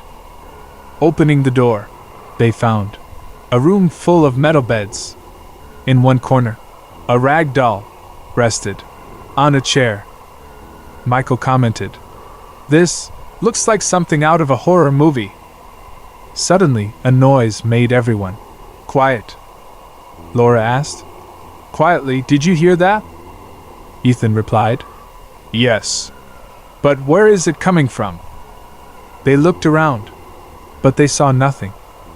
Then, the door they had just opened slammed shut. Michael exclaimed, "What the hell was that?" Laura ran to the door and said, It's stuck. It won't open." Ethan, trying to calm her down, replied, "It must be the wind. This is an old building." But Michael pointed out something that left them speechless. He said, trembling, "Look at the doll." What was once a simple rag doll was now standing, looking at them.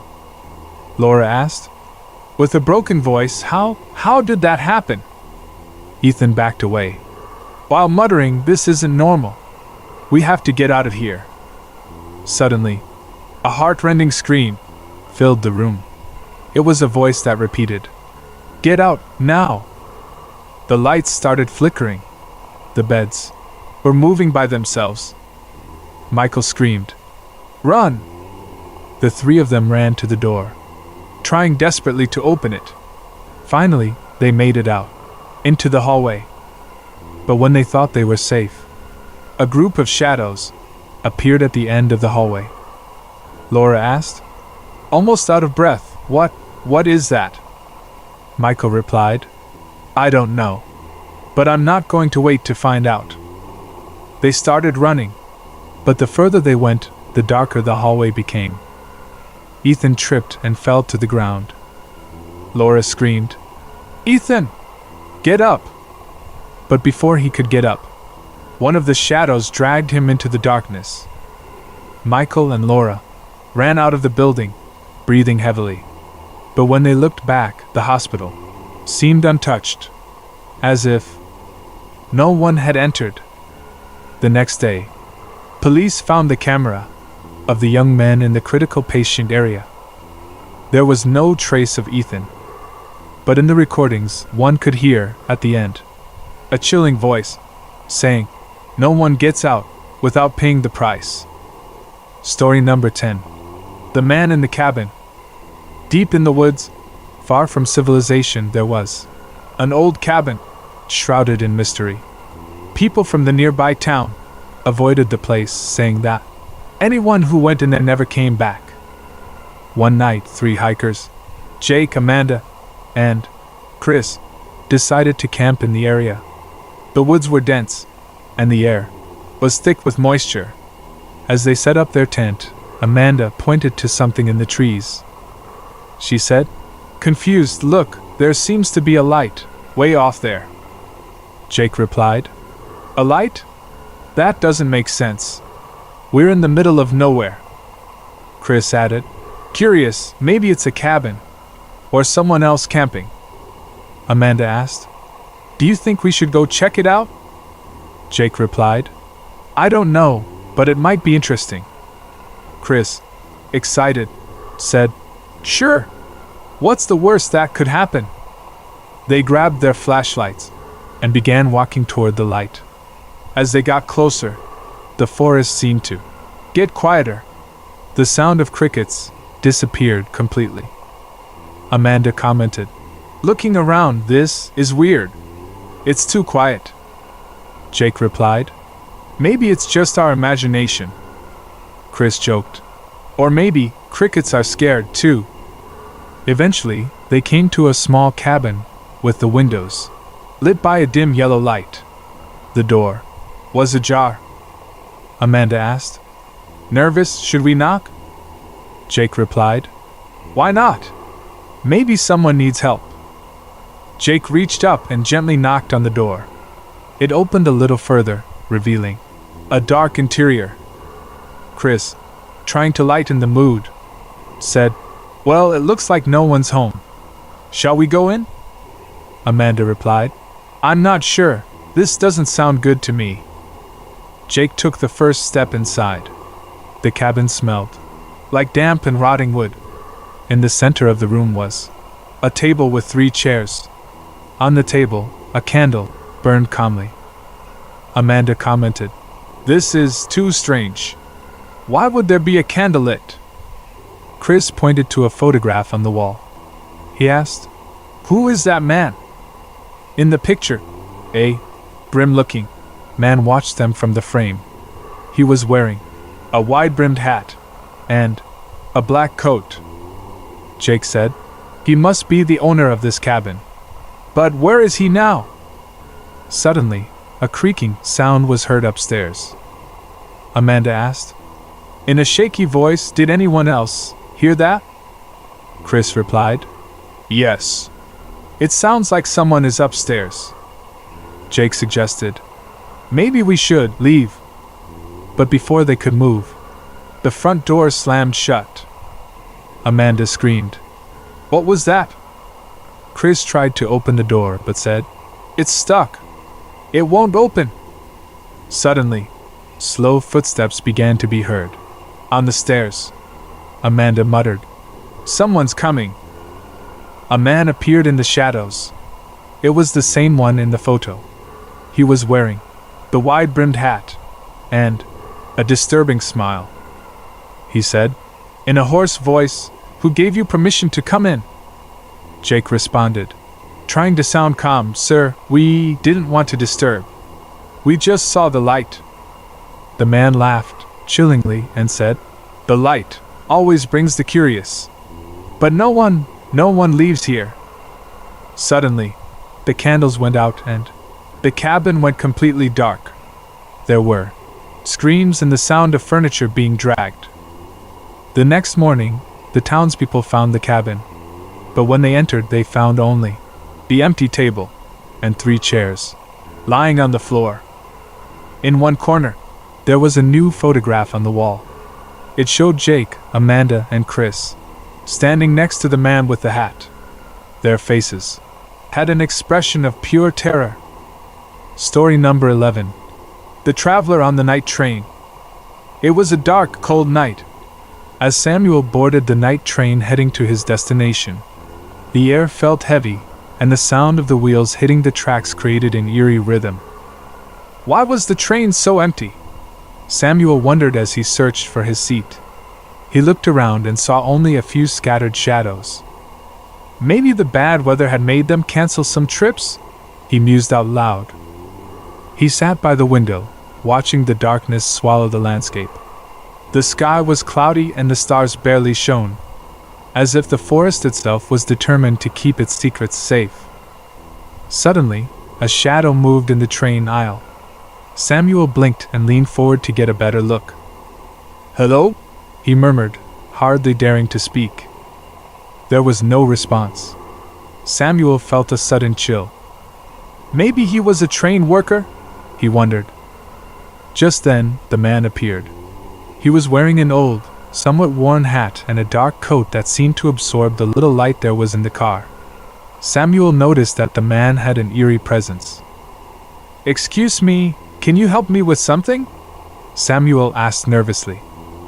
The man looked at him silently, and his voice came out as a whisper, almost a whisper in the air. "Do you know where you are really going?" Samuel froze. "Where am I really going?" he asked, surprised. The man smiled, a very subtle but disturbing smile. "I'm just traveling," Samuel replied, trying to remain calm. The man sat down in the empty seat in front of him. He looked Samuel straight in the eyes and said in a deep, slow voice, "We all think we know where we are going, but sometimes the train has other plans." Samuel gulped and leaned back a little. "What do you mean by that?" he asked, a little fearfully. The man smiled again. "Travelers like you come here, always in this same direction. But some never reach their destination." Samuel looked at him, confused. "Are you saying this train doesn't go anywhere?" he asked, his voice shaking. The man shook his head slowly. "No," he said, his tone almost musical. "I'm not saying that. But there are destinations that are not chosen. There are nights when the train stops, in other places." Samuel felt a chill run down his spine. "What kind of places?" he asked, almost unable to speak. The man didn't answer right away. He leaned forward, his eyes locking with Samuel's. "Places where the doors close and never open again." Samuel looked at the door of the train car, as if he expected it to open at any moment. "Why are you telling me this?" Samuel asked, with a mixture of fear and desperation. The man smiled again. "Because you strike me as one who needs to know," he said quietly. Suddenly, Samuel heard a strange noise. It was like a whisper coming from outside, from the shadows moving beyond the window. "What is that sound?" he asked with a mixture of panic. The man leaned back in his seat and said in a soft voice, "Just the train, or maybe not." At that moment, the light in the car went out. Everything went dark, just the sound of the train wheels and the wind howling outside. Samuel felt something tapping on the window, a cold knock, a sharp, distant sound. "What was that?" Samuel exclaimed, turning toward the door. The man was no longer in his seat. Samuel quickly stood up and looked toward the door. "Hello? Is there anyone there?" he shouted. But there was no answer. With his heart racing, Samuel tried to open the door, but it was locked. He felt the train suddenly stop, as if something had changed in the depths of the darkness. "It can't be! This can't be happening!"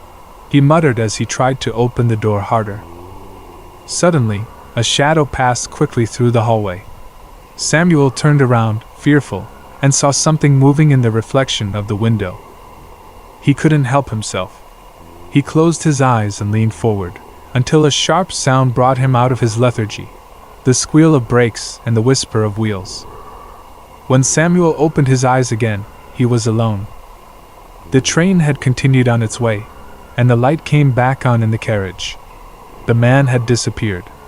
Samuel tried to calm himself. "It was just my imagination," he told himself. But the echo of the stranger's words continued to resonate in his mind. "We all think we know where we're going, but sometimes the train has other plans." The rest of the ride was silent. Samuel looked out the window at the dark forest as the train moved forward, each thud of the wheels on the tracks reverberating in his chest. What if it wasn't just a dream? He wondered, unable to find an answer. Story number 12. The Call in the Dark. It was a quiet night.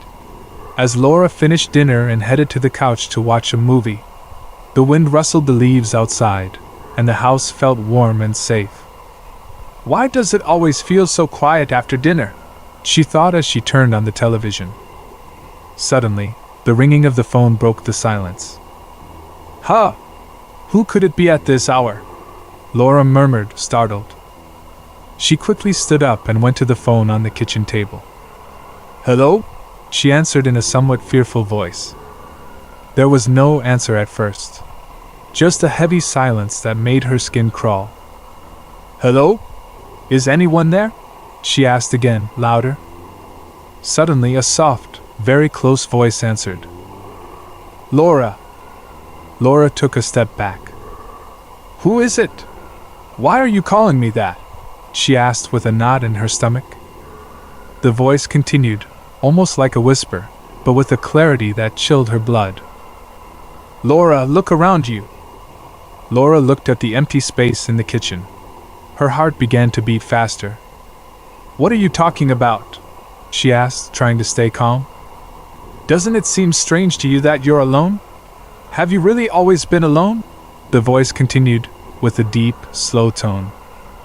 Laura felt a chill run down her spine. "What do you mean by that?" she asked, fearful, as she looked toward the kitchen door. "Laura, look behind you." Laura turned immediately, fear like a lump in her throat. "What is that?" she exclaimed, her heart in her mouth.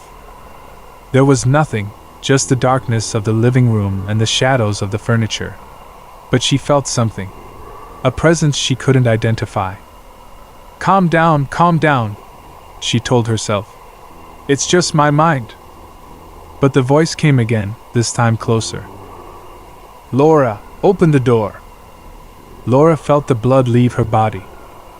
"No! I'm not going to open anything!" she exclaimed with a mixture of fear and anger.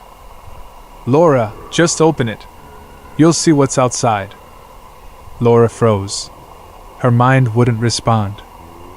"I can't! I don't want to!" she screamed with all her might, afraid of the unknown. Suddenly, the sound of knocking began to be heard at the front door. Knock, knock, knock! Laura felt a scream in her throat. Who is it? Who's there? She asked with a trembling voice, as she slowly approached the door. It's me, answered a voice that seemed to have some humanity, but was still strange. Laura felt an impulse. Don't open it! Don't do it! She told herself. Laura, let me in. The knocking became louder. Laura felt fear stop her breathing. Stop it! She screamed. Get away! I'm not going to open it! But then, the sound suddenly stopped. Silence reigned in the house again. Laura stared at the door, trying to calm her breathing. What was that? She wondered out loud. A strange sound, almost like a whisper, came again. Laura, I'm waiting for you. Laura looked into the living room, into the dark hallway that led to the foyer. Am I waiting for you? She whispered to herself. With every fiber of her being, she felt that something was not right. You can't be there! She exclaimed, frightened. For a moment, she thought about calling the police, but her phone rang again. Laura looked at it in horror. Why does it keep ringing? She murmured with a knot in her stomach. She answered fearfully. Yes? She said in a whisper. The voice responded in a soft tone. I'm closer than you think. Laura couldn't take it anymore. She jumped up and closed the phone and threw it on the table. Enough! No more games! She shouted, her heart about to jump out of her throat. She was silent for a moment. Only the sound of her labored breathing could be heard. Suddenly, a sound coming from the hallway startled her. What is that? She screamed, as she looked towards the hallway. Something could be heard. A soft sound, like footsteps. Laura, the voice said again, louder, now like a whisper that seemed to be right behind her. Laura turned her head slowly towards the hallway, and saw it, a dark shadow that moved with an indescribable fluidity. No! She screamed with all her might, running to the other end of the house. The door was not far away, but fear clouded her senses. Why are you following me? She screamed. The shadow did not respond. There was only the sound of her breathing and the echo of distant footsteps following her. Laura reached the front door and tried to open it, her hands shaking. With an effort, she stepped out into the cold night air. She stood there, looking out at the forest surrounding her house. What was that? She asked herself in a whisper. The wind embraced her, and an indescribable silence took over everything. Laura never went back inside that night. The call continued to ring in her mind until dawn. Story number 13. The Midnight Train. It was a dark night, and the sound of the train wheels rumbled on the tracks like an eerie melody. Andrew sat in his seat, staring out the window at the darkness. Why does it always feel so different traveling at night? He thought as the train continued on its way. The movement was constant, and the landscape slid into blurry shadows. Suddenly, a light caught his attention. What is that? He wondered, leaning forward. The light came from a small lantern that seemed to be hanging between the trees, right at the edge of the track. How strange, he muttered to himself. It must be some kind of sign. But something didn't feel right. Why does it feel like we're being watched? He wondered, looking out again. The train continued moving forward, but Andrew couldn't shake that uneasy feeling. Suddenly, he heard a noise. What was that? He asked quietly, his heart racing. He looked back at the part of the car behind him, but everything seemed calm. It must be my mind, he thought to himself. He tried to look outside again, but something else caught his attention. Is someone watching me? He thought, feeling a chill down his spine. Suddenly, the sound of a whisper. Andres. His heart skipped a beat. What was that? He screamed, looking around. There was no one. It can't be. This can't be happening. he exclaimed, trying to keep control. The train kept moving, but now he felt as if something was inside him, something he couldn't see. I'm imagining things, he thought desperately. However, the whisper came back. Andres. This time, clearer. Andres felt the weight of a presence, something cold, something he couldn't explain. What do you want? He asked, almost shouting, as the sound grew louder. He felt the pressure in the air increase, as if something was right behind him. Turn around! Turn around now! He heard in his mind, and he couldn't help it. With a quick movement, he turned his head. And there it was. A figure dark and fuzzy was standing in the aisle of the car, looking directly at him. Who are you? Andres exclaimed, jumping up. The figure didn't respond. It just looked at him, with a presence so strong that Andres felt his legs shake. Get away! You can't be here! He shouted. But the figure was still there, silent. Please! Get away! He begged, feeling that his hands were no longer responding to him. The train kept moving forward. The sound of the wheels on the tracks was the only thing that accompanied it, but the figure remained there, still, watching him. Andres tried to move to the other end of the car, but his feet wouldn't move. No! It can't be! I can't be here! He shouted, feeling the cold air on his face. Suddenly, the figure began to slowly approach. Andres couldn't believe what he saw. No! Don't come any closer! He exclaimed with all his strength. Each step of the figure was heavy, like an echo in his mind. Finally, the train suddenly stopped. What's happening? Andres shouted as the world spun around him. The passengers in other seats woke up, but the figure had disappeared. Andres looked around, trying to understand what had happened. It must be a hallucination. Yes, it was just a hallucination, he said to himself, his heart still beating 1,000 miles an hour. However, he couldn't shake the feeling that something had been there. That something had watched him. That something had called him.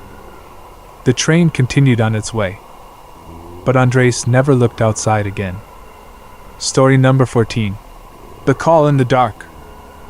It was a moonless night, and Laura's house was completely silent. Only the creaking of wood and the occasional hum of a fan could be heard.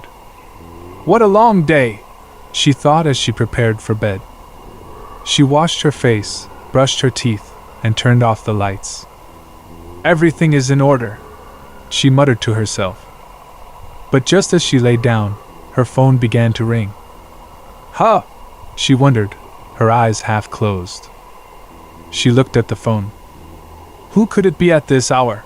She said quietly, somewhat sleepily. The number was unfamiliar. Should I answer? She thought, hesitating.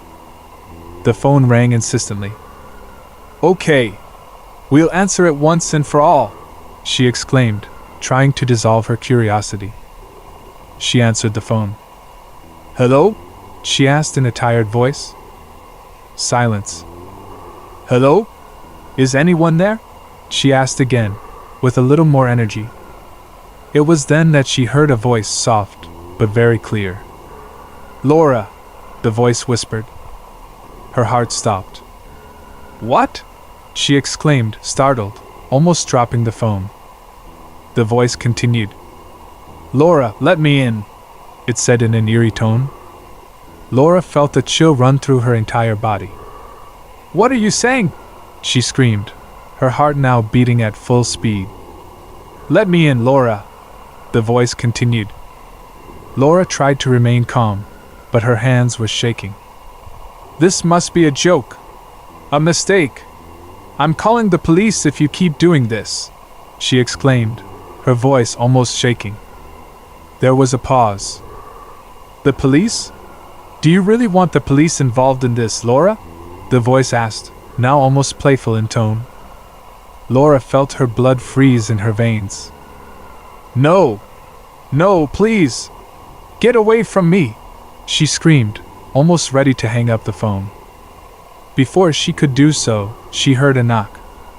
"What was that?" she asked, her eyes wide. The knock came from the front door of her house. "No! It can't be!"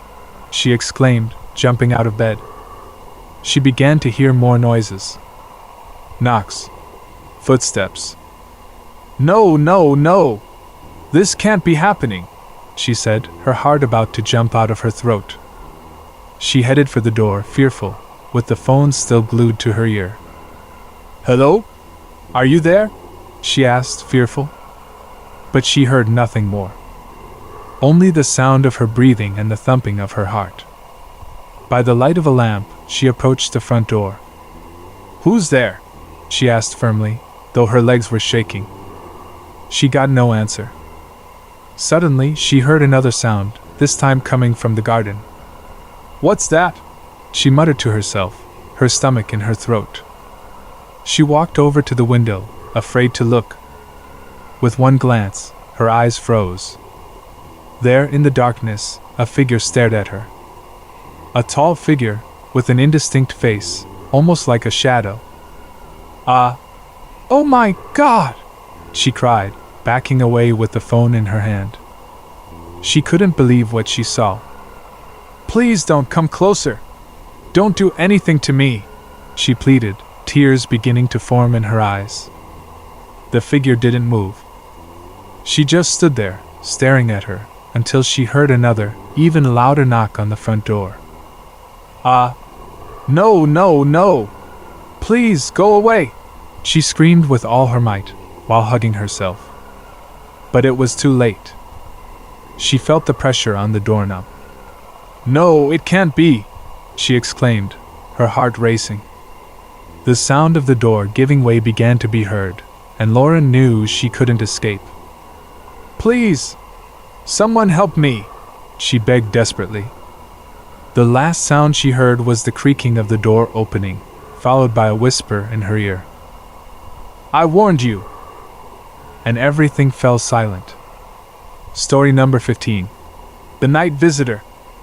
It was a quiet night, or so Ricardo thought as he looked up at the starry sky from his porch. He was alone in his country house, enjoying the peace he loved so much after a long day at work. "Everything is perfect," he said to himself. He stood up from his chair and prepared to go inside when he suddenly heard a noise. "What was that?" he murmured, frowning. He stood still, listening. The noise came from the nearby forest.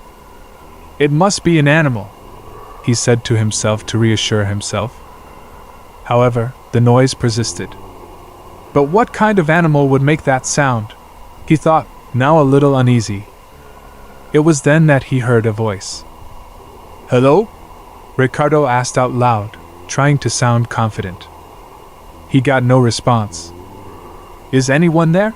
he repeated, this time with a firmer tone. The air felt cold, and Ricardo felt a chill run down his spine. "This is ridiculous," he said to himself, trying to convince himself. But the sound came back.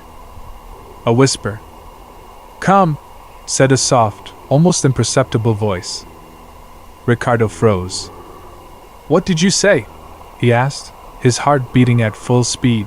"Crazy," he muttered, clenching his fists.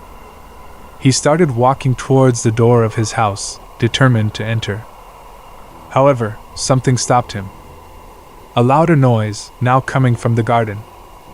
"Who is there?" Ricardo shouted, with all his strength. He got no answer. His breathing accelerated, and his hands trembled. "Please, get out of there! I'm warning you!" he exclaimed, now with fear on the surface of his skin. Suddenly, the silhouette of a figure appeared in the shadow of the trees. "No, it can't be! This isn't real!" Ricardo exclaimed, backing away. The figure slowly moved forward.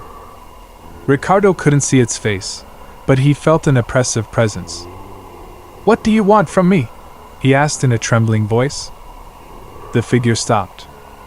"I was waiting for you," the voice said in a soft but firm tone. Ricardo felt a knot in his stomach. "I don't understand," I don't understand anything you're saying, he shouted, now feeling completely vulnerable. The figure continued to slowly advance. Each step echoed in the cold night air. Get away from me! Don't come near me! I'm warning you, he shouted, with all the strength he had. But his words had no effect. He was paralyzed by fear. The figure came even closer. I warned you, the voice whispered once more. And with that whisper, Ricardo felt the air leave him. He felt an indescribable cold, as if time and space had stopped. No, no, no! Please, no! He begged, tears in his eyes. It was then that he felt a touch on his shoulder. Ah! What is that? He screamed, turning around suddenly. But there was nothing. Only the silence of the night. Fearful, he looked around. You are alone, he said to himself, trying to calm down. However, he could not shake the feeling. The cold was still in the air, and the whisper continued to echo in his mind. I warned you. He heard himself again in his thoughts. And with that thought, Ricardo knew he was not alone. He had never been. Story number 16. The Call in the Dark. It was a moonless night, and the stars were barely visible between the thick clouds that covered the sky. Pedro was sitting in his living room, with a cup of coffee in his hands. Finally, a moment to be quiet, he thought as he watched the fire in the fireplace. Suddenly, the phone rang. Huh! Who could it be at this hour? He murmured, startled. He left the cup on the table and approached the phone with a mixture of nervousness and curiosity. Hello? He answered with a somewhat shaky voice. Silence. Hello? Sir, are you there? He insisted, now with a firmer tone. The silence continued. Pedro looked at the phone. The line must be bad, he said to calm himself. But just then, he heard a voice. Pedro, the voice whispered, so soft it sounded like a whisper in the wind. Pedro froze. What was that? He asked, his heart about to jump out of his chest. The voice rang again.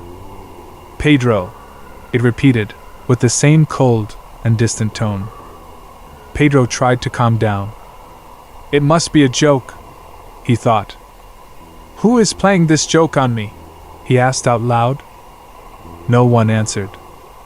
Only the sound of his breathing and the crackling of the wood in the fireplace. This can't be happening, he said to himself, feeling a drop of cold sweat run down his forehead. He tried to hang up the phone, but something stopped him. Wait, what if it's important? He asked himself, with fear and curiosity mixed together. He brought the phone back to his ear. Pedro, the voice whispered again. It sounded closer now. Pedro looked around. It can't be, no one can be here, he thought. The air felt colder and colder.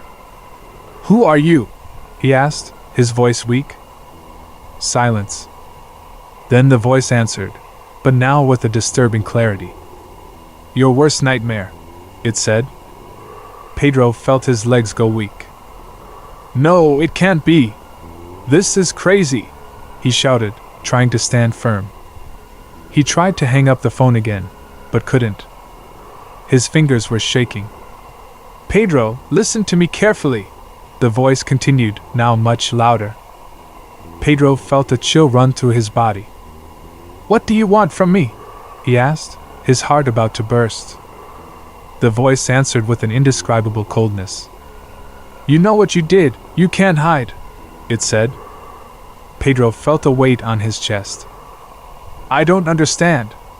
I don't understand anything you're saying, he shouted, his voice now more desperate. There was a moment of silence. Pedro tried to relax, trying to think clearly. It must be a wrong call, he said to himself, trying to convince himself. But he couldn't help but think of those words. You know what you did. They echoed in his mind over and over again. No! This can't be happening. It's a joke. Someone's trying to scare me!" he shouted, now in a completely altered tone. Suddenly, he heard a noise in the hallway of his house. Pedro turned around suddenly. "What was that?" he asked in a fearful whisper. The sound felt closer. The phone rang in his hand again. "Pedro," the voice said again, now directly in his ear. Pedro felt a weight on his shoulder. "Ah! What is that?" he screamed, turning with all his might. But there was nothing. Only the silence of the house. Pedro was completely alone. "It can't be! This can't be happening!" he exclaimed, his heart about to stop. He looked at the phone and, for a moment, thought about throwing it against the wall. However, something stopped him from doing so. The call was still there. The voice kept echoing in his mind. "You know what you did," he repeated again. Pedro couldn't think anymore. He was completely trapped. And the cold kept growing. Pedro closed his eyes, feeling that something was coming closer. And he couldn't escape. Story number 17. The Visitor in the Fog. It was one of those nights, with the thick fog covering the whole town like a cold, heavy blanket. Laura had left her house to take some documents to the mailbox. "This shouldn't take more than a minute," she said to herself, as she closed the door behind her. With each step she took, the sound of her boots was lost among the crunch of the freshly fallen snow. "It's so cold," she muttered to herself. Suddenly, a shadow moved through the fog. Laura stopped dead. "Who's there?" she asked, her voice barely audible. No one answered. Only the rustling of the wind in the branches of the trees. Laura frowned and prepared to continue. "I'm sure it's my imagination," she said to herself, trying to convince her nervousness. But the sound came back. A footstep. Laura turned her head toward where she thought the noise was coming from. "Hello? Is there anyone there?" she called out, trying to sound firm. The silence answered her. Her heart was beating like a drum in her chest. "I'm starting to get scared," she thought, as she hurried to the mailbox. That was when she saw it. A figure, almost blurry, emerged from the fog. Laura froze. "It can't be!" she cried, her voice shaking. The figure moved toward her, slowly. Laura tried to scream, but her voice caught in her throat. "Please don't come closer," she pleaded, backing away. The figure stopped. Laura could see something clearer now, a silhouette of someone, wearing a hat and a dark coat. "Who are you? What are you doing here?" she asked, her heart about to burst. The figure didn't respond. She just stood there, in the fog, motionless. Laura felt fear rise in her throat. "Please! Answer me!" she screamed, with all the strength she had left. The figure seemed to move slightly. Laura couldn't help but take a step back. "This is crazy," she told herself, but she couldn't control the shaking in her legs. Suddenly, the figure spoke. "Laura," it said in a deep, soft, but extremely close voice. Laura felt the cold air hit her face. "How do you know my name?" it asked, its voice almost breaking. The figure took a step towards her. "Laura, don't be afraid," it said in a tone as calm as it was disturbing. Laura couldn't understand anything. "Whoever you are, get away from me!" she screamed, trying to regain control. The stranger remained silent for a moment. "I'm waiting for you at home," the figure whispered. Laura froze. "At home?" she murmured, frowning. The figure turned around and began to disappear into the fog. "Wait! Wait! Don't go! Answer me! What are you saying?" Laura screamed desperately. But there was no answer. Just the fog, the wind, and the echo of her own scream. Laura felt the weight of her words. What did he mean by that? She thought, trying to contain the panic she felt. She turned to the mailbox, opened the lid, and put the documents back in their place, her hands still shaking. "This is impossible. This doesn't make sense," she thought, trying to convince herself that it had all been a product of her nervousness. But despite her efforts, one thought kept nagging at her mind. "I'm waiting for you at home." And with that phrase echoing in her head, the walk back home seemed like the longest of her entire life. Every step she took felt like she was being followed. "What does that mean?" she asked herself again. With each step, the fog felt closer. Laura couldn't get it out of her head. And something told her that the wait had only just begun. Story number 18. The Call in the Dark. It was a moonless night, with the sky completely covered in clouds. Tomas was at home, alone, enjoying a quiet read. The living room was lit only by the yellowish light of a table lamp. "This book is fascinating," I murmured, turning the page. Suddenly, the sound of a telephone rang. Tomas looked at the cell phone on the table. "Who is calling me at this hour?" I have wondered. The number that appeared on the screen was unknown. "Should I answer?" he mused, with a strange feeling in his stomach. With a sigh, I decided to answer. "Hello?" he said, his voice somewhat fearful. From the other end, there was only silence. "Hello?" I have repeated more firmly. And that was when I heard her. A whisper, soft, almost imperceptible. "Thomas." Tomas felt a chill run down his spine. "Who is it? Who am I talking to?" I asked, trying to stay calm. Silence again. "Sir! Answer!" he shouted, his pulse racing. And then, a voice, clear, deep and soft, but extremely close, came from the other end. "Tomas, you are not alone." Tomas froze. "What are you saying? Where are you calling from?" he asked, his heart beating like a drum. "Where I always am," the voice replied. "This doesn't make sense. I'm hanging up," I have exclaimed, feeling more and more uncomfortable. But before he could do so, the voice continued. "Tomas, do you feel safe in your home right now?" The question paralyzed him. "What do you mean by that?" he muttered, feeling the air escape from his lungs. "Check your front door," the voice said, its tone so soft it seemed impossible. Tomas felt a knot in his stomach. "It can't be," he thought, as he looked toward the entrance of the house. With shaking hands, he put the phone down on the table. "I'll check it out," he told himself. He stood up from his chair, his heart in his throat. Each step toward the door felt like an eternity. With a monumental effort, he reached the threshold of the entrance. "Why do I feel like I'm being watched?" he asked himself, as he touched the doorknob. With a tug, I opened the door. Nothing. Just the cold night air.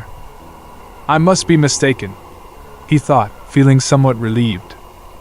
But that was when something caught his attention. A small note was stuck right on the edge of the door. Tomas felt a new chill run through his body. With trembling hands, he tore the note off. His eyes fixed on the message. "I'll be at your house in a moment." Tomas felt like the world was falling on him. "It can't be! It can't be!" I have exclaimed, slamming the door shut. His breathing was labored. "This is a joke. It must be a joke," he told himself, trying to calm down. But the sound of a footstep, right behind him, froze him. I turned quickly. There was nothing. Just silence, broken by the sound of his own breathing. "What's going on?" he thought, his heart pounding in his chest. He stood in the living room, his cell phone still on the table. "I'm going to call the police," he said to himself, his voice shaking. And just as I picked up the phone, there was a noise. A creaking sound. On the top floor. Tomas felt fear take over him. "What is that?" he whispered, his legs shaking. With each step he took towards the stairs, he felt the air grow thicker, heavier, This can't be happening, he repeated over and over again. I climbed slowly, feeling the creaking of the steps. With each step, the feeling of being watched increased. Hello? He asked, his voice almost inaudible. No one answered. Only the sound of his own footsteps. With a last effort, he reached the hallway. Sir? Are you there? He asked, his heart about to explode. The hallway was dark. Nothing could be seen. And then, a shadow moved. Tomas felt the weight of something in the air. No! Don't come closer! She shouted, as she turned on the light desperately. But the hallway was empty. Only the echo of her own screams. Silence embraced him. Tomas couldn't believe it. What's going on here? He murmured, feeling that reality was crumbling around him. With the phone still in his hand, he looked down the dark hallway and wondered if what he had heard was real, or if he had fallen into some nightmare from which he couldn't wake up. However, at that moment, a new call rang on the phone. With the unknown number again on the screen. Tomas stared at it. Should I answer? I thought. With his pulse racing and fear in his chest, he prepared to answer. What are you going to tell me now? He murmured, as he sat down on the armchair. But when he answered, only a whisper could be heard in the air. Hello, Tomas. And at that moment, he knew that the call had only just begun. Story number 19. The Reflection in the Mirror. It was a quiet afternoon, with the sun filtering through the curtains in the room. Lucia was getting ready to go out. She looked at herself in the mirror, adjusting her hair. Everything is fine, she said to herself, with a nervous smile. Suddenly, something made her stop. A movement. Something was reflected in the mirror. What was that? She murmured, frowning. She looked back. But there was nothing. Just the echo of her own room. I must be imagining it, she thought, shaking her head. She continued to get ready, but a persistent feeling haunted her mind. You are always so nervous, she said out loud. She looked at the mirror again. And there it was. A face. It was not her own. It can't be, she exclaimed, her heart beating a mile a minute. The reflection looked at her. It was pale, with dark, deep eyes. What is this? She whispered, her throat dry. She tried to turn around, but something stopped her. It can't be real, she screamed, feeling more and more trapped. The reflection stood there, staring at her, motionless, with a disturbing smile. No! It can't be there! She exclaimed, her heart racing. She tried to close her eyes, but the feeling was unbearable. No! I'm going crazy! She screamed, as she hit the mirror with her hand. The sound was loud, dry, and echoed throughout the room. And just then, she felt something behind her. She turned around suddenly. Nothing. Just silence. This doesn't make sense, she muttered, fearful. She approached the mirror to make sure there was nothing strange. It must be a reflection of light, she thought, trying to find an explanation. But then, she saw it again. The reflection looked at her, smiling, as if it were alive. Lucia couldn't resist it. With her pulse racing, she raised her hand to touch the mirror. Why do I feel like something is calling me? She thought, as her fingers approached. And just then, a cold, icy hand touched her. Ah! She screamed, recoiling. The reflection disappeared in that instant. Lucia froze. What was that? She asked, fearful, her voice trembling. It can't be real!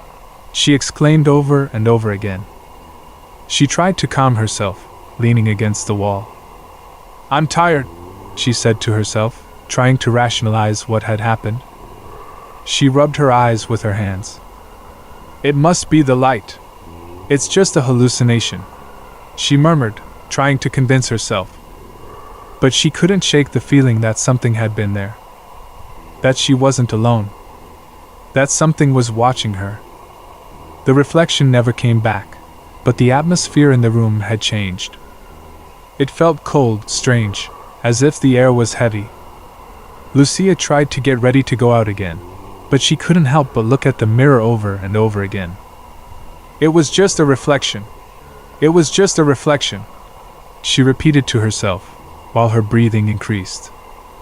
But the fear was still there, like a shadow. And although she tried not to think about it anymore, she couldn't avoid the question that had settled in her mind. What if it wasn't a reflection? Every time she thought about it, she felt the cold coming back.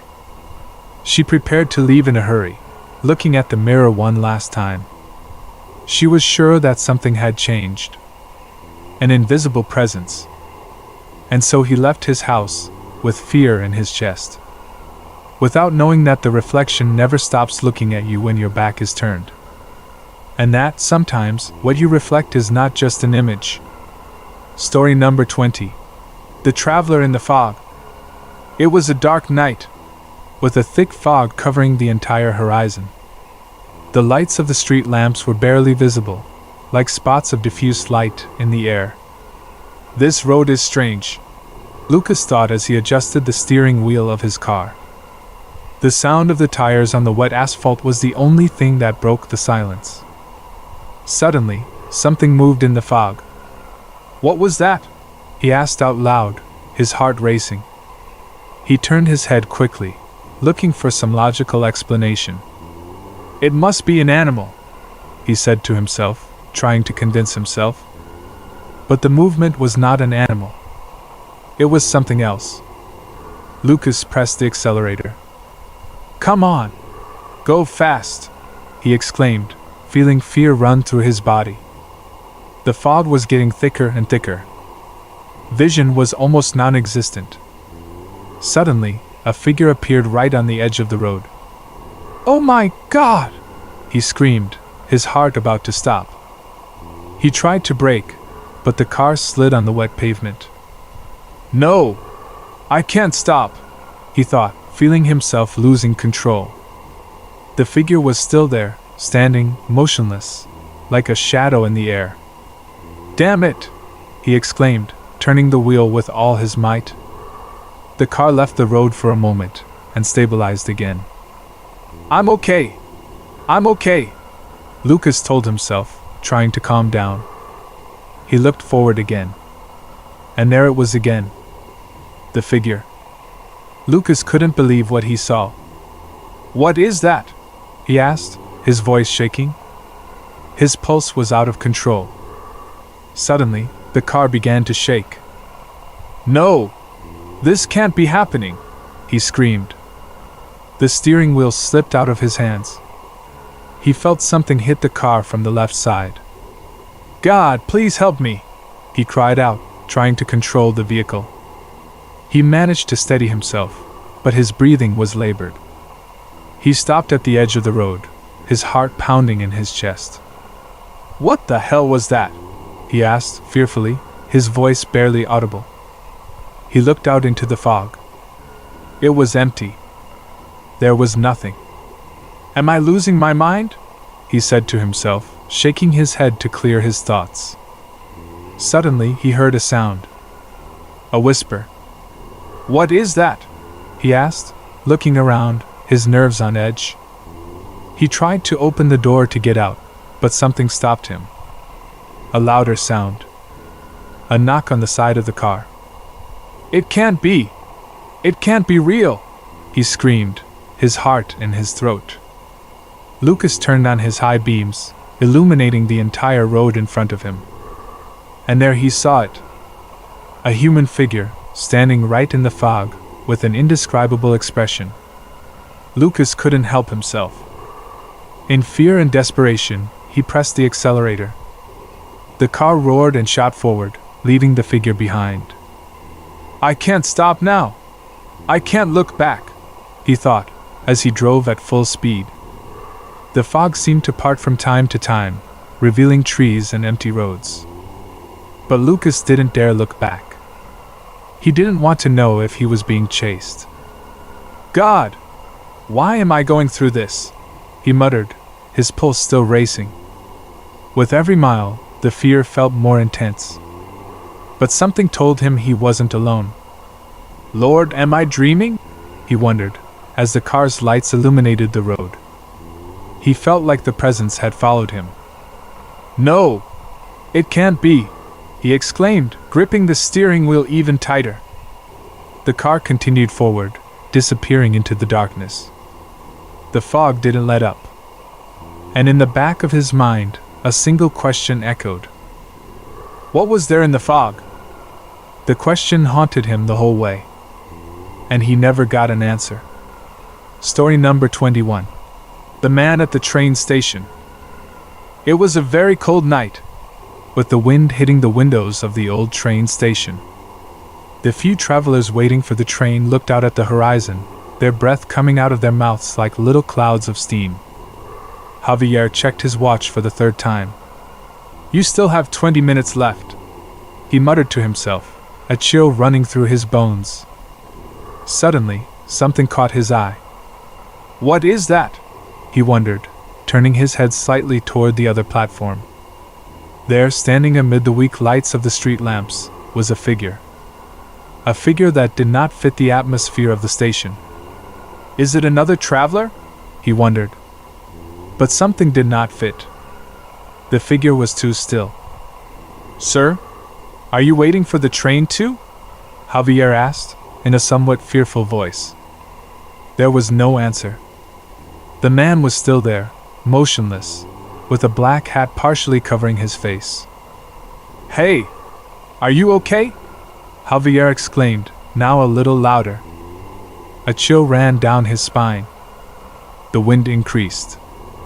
And at that moment, the figure turned his head. My God! Javier exclaimed, instinctively taking a step back. The man's face was dark, almost impossible to make out, but Javier felt a very disturbing presence. Sir, are you okay? He asked, his heart beating fast. The figure did not move. Javier felt his hands cold, his nerves tense. This can't be happening, he thought. He moved a little closer, determined to check if there really was something strange. Excuse me, he shouted now louder. But the man did not answer. Suddenly, the sound of a distant train was heard on the horizon. It must be the train, he said to himself, hoping that his mind was playing tricks on him. With a little courage, Javier tried to ignore the figure. However, he couldn't help but look again. And there it was, standing, staring at him. The cold had penetrated his bones. This is crazy, he thought. It felt like time had stopped. The man was still on the other platform, his silhouette static, almost inexplicable. Suddenly, the sound of footsteps startled him. Oh gosh! What is that now? He asked himself. He looked back, and there was nothing. When he looked again, the figure had disappeared. It can't be! He exclaimed, his throat dry.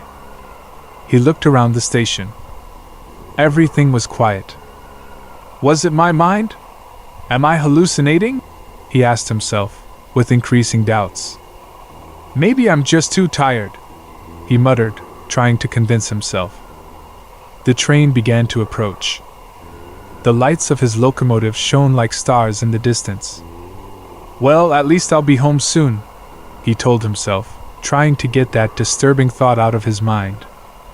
He prepared to board the train, the cold still chilling him to the bone. But just before he got on, he heard a noise behind him. What's that now? He asked out loud, his heart in his throat. He turned quickly. And there he saw it. Again the figure. It was at the edge of the station, a few meters away. For God's sake! What are you doing there? He shouted, fear now taking over him. The man didn't move, he just stood there, staring at him. Javier felt the train was about to leave, but he couldn't help but stare. Leave me alone! Please! He exclaimed, his voice breaking, The man slowly raised his hand, pointing at something. "What the hell?" Javier muttered, his heart about to stop. He tried to interpret the gesture, but he couldn't understand what it meant. "I don't understand. Get out of here!" he shouted. The train began to move forward. The lights blinded him for a moment. Javier climbed into the car, fear still etched in his bones. As the train pulled away, he couldn't help but look back one last time. And there it was. The figure, standing, watching. "What are you?" he asked himself, with a question that would stay with him until the end of his days. The train moved into the darkness, and the figure disappeared into the shadows. Story number 22. The guest in room 13. The night was especially dark, and the rain was hitting the windows of the old hotel hard. The sound of the drops against the glass created an atmosphere of indescribable mystery. Martin was tired. After a long road trip, he had wanted nothing more than to get to the hotel, shower, and go to bed. "Where is my room key?" he asked himself, searching in his pocket. The rain did not stop. Finally, he found it. The bronze key, worn by the years, had the number 13 engraved on it. "Perfect," he thought sarcastically, as he walked towards the reception. The receptionist looked at him with a weak smile. "Really, room 13? Martin asked, in a tone that tried to sound carefree. The woman gave him a smile that did not seem at all comforting. "This is the room we have for you," he said in a soft voice. "Great! Thank you very much," Martin replied, trying not to show his discomfort. With the key in his pocket, he headed towards the hallway. The hotel was old, one of those buildings with creaky wooden walls and doors that rustle in the wind. Martin took a deep breath and headed towards his destination. "I hope it's quick and you can rest," he murmured. As he opened the door to room 13, he felt a chill run down his spine. "It's okay," he said to himself, as he turned on the light. The room was small, like most rooms in old hotels. A wooden bed, a tube television that had seen better days, and a small desk. Martin left his suitcase on the bed and went to the bathroom. The hot water helped him clear his head of that strange feeling he had felt. It must be the tiredness, he thought, as he looked at himself in the mirror. But something made him stop. A noise. A soft, almost imperceptible noise. What was that? He asked himself, his heart beating a little faster. He fell silent. He listened again. It can't be. Am I imagining things? He muttered. There was nothing. But the noise continued, this time clearer, coming from some corner of the room. No! This can't be happening! Martin exclaimed, feeling his nerves tighten. He began to search the space. He went to the closet, his heart in his throat. Is anyone there? He asked in a trembling voice. Silence. The closet was empty. He turned to the small desk. His hands trembled. This is crazy, he thought. He sat up in bed, trying to regain his calm. Suddenly, the light flickered. What the hell is going on here? He shouted, now with fear completely taking over him. The cold increased in the room. Martin felt a presence. I'm alone! Leave me alone! He exclaimed, with a mixture of anger and panic. He jumped up. The air was heavy. The sound of footsteps in the hallway startled him. Is anyone there? He asked, trying to make himself heard, but he got no answer. He approached the door of the room. He placed his hand on the knob. But something stopped him. A whisper, very low, almost imperceptible. Hello? He asked in a firm voice, trying to sound brave. Silence. Martin's heart was beating like never before. With a fearful movement, he turned the door knob. I'm coming out! Don't do anything to me! He shouted, as he opened the door. When he opened it, All he saw was the empty hallway, with the lights shaking on the wet floor. He took a deep breath, trying to calm himself. It was my imagination, he thought. He slammed the door shut again. But the noise was there, again. Clearer. Martin couldn't help it. He walked over to the closet again. With trembling hands, he opened it. And there it was. A pair of red eyes shining in the darkness. Martin couldn't scream. His heart stopped. The cold enveloped him. It can't be, he murmured, fear taking over every cell in his body. The eyes stared at him, motionless, piercing. Martin didn't know what to do. He tried to move, but his body didn't respond. What is this? He thought, feeling the pressure imprisoning him. The footsteps continued. The light flickered again. And then everything was silent. Martin felt a sharp blow on his chest. He opened his eyes suddenly. He was back in bed, with the sound of rain and wind outside. It was a dream. It was a bad dream, he said to himself, trying to calm himself down. But something was still there. A small sound coming from the closet. Martin turned to look at it. No! Please! It can't be real! He screamed, his throat completely dry. The noise grew louder. And this time it wasn't a dream. Martin didn't have time to react. He only felt the cold enveloping him all over. Before he could scream again, everything went out. The sound of the rain continued outside, as if nothing had happened. Story number 23. The Call at Midnight. It was exactly 12 o'clock at night, when the sound of a telephone interrupted the silence in the darkness of the house. Martin woke up suddenly. What is that? He asked himself, rubbing his eyes. The sound persisted. It was the ringing of the landline phone in the living room.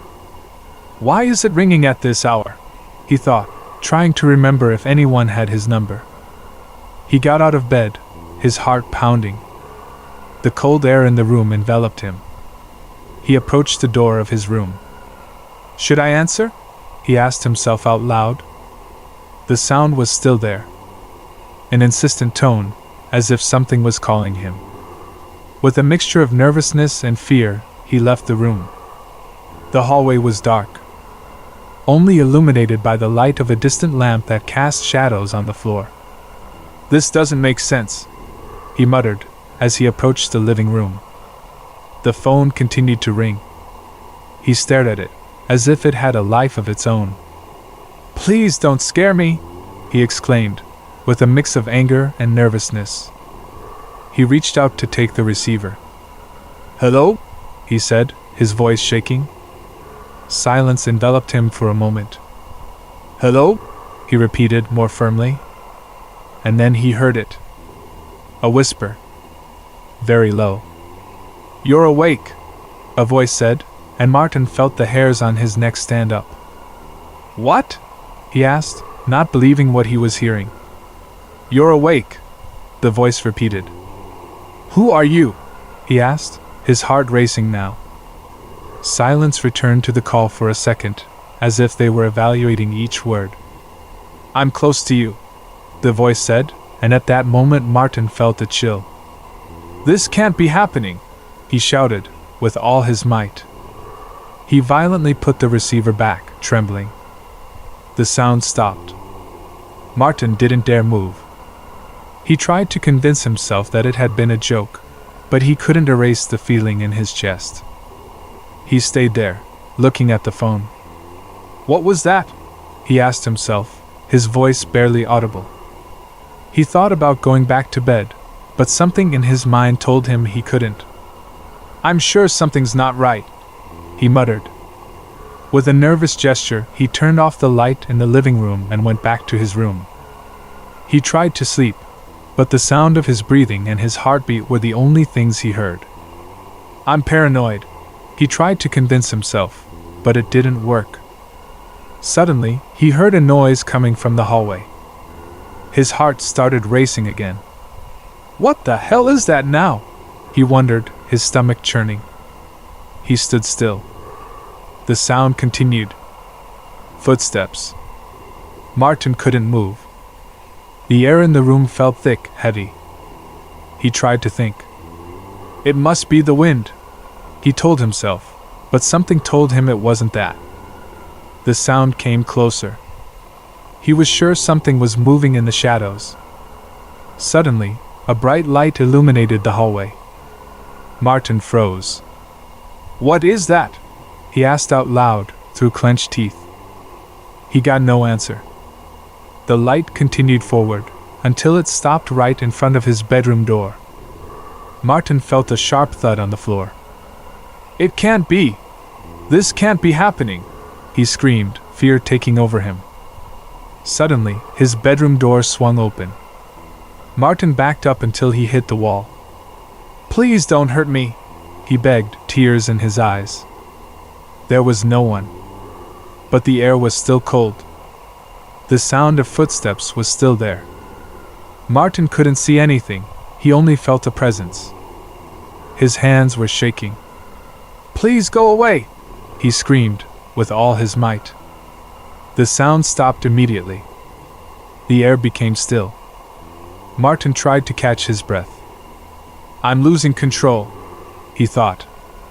He forced himself to get out of bed and check everything, but he found nothing. Everything was calm. At least for now. But the fear was still there. Martin couldn't go back to sleep. He lay awake, eyes wide open, afraid that that sound, that call, would be heard again. What was that? He asked himself again, his heart pounding in his chest. The silence was heavy, like an enemy watching him from the shadows. And then again. The phone rang. Martin couldn't help it. No!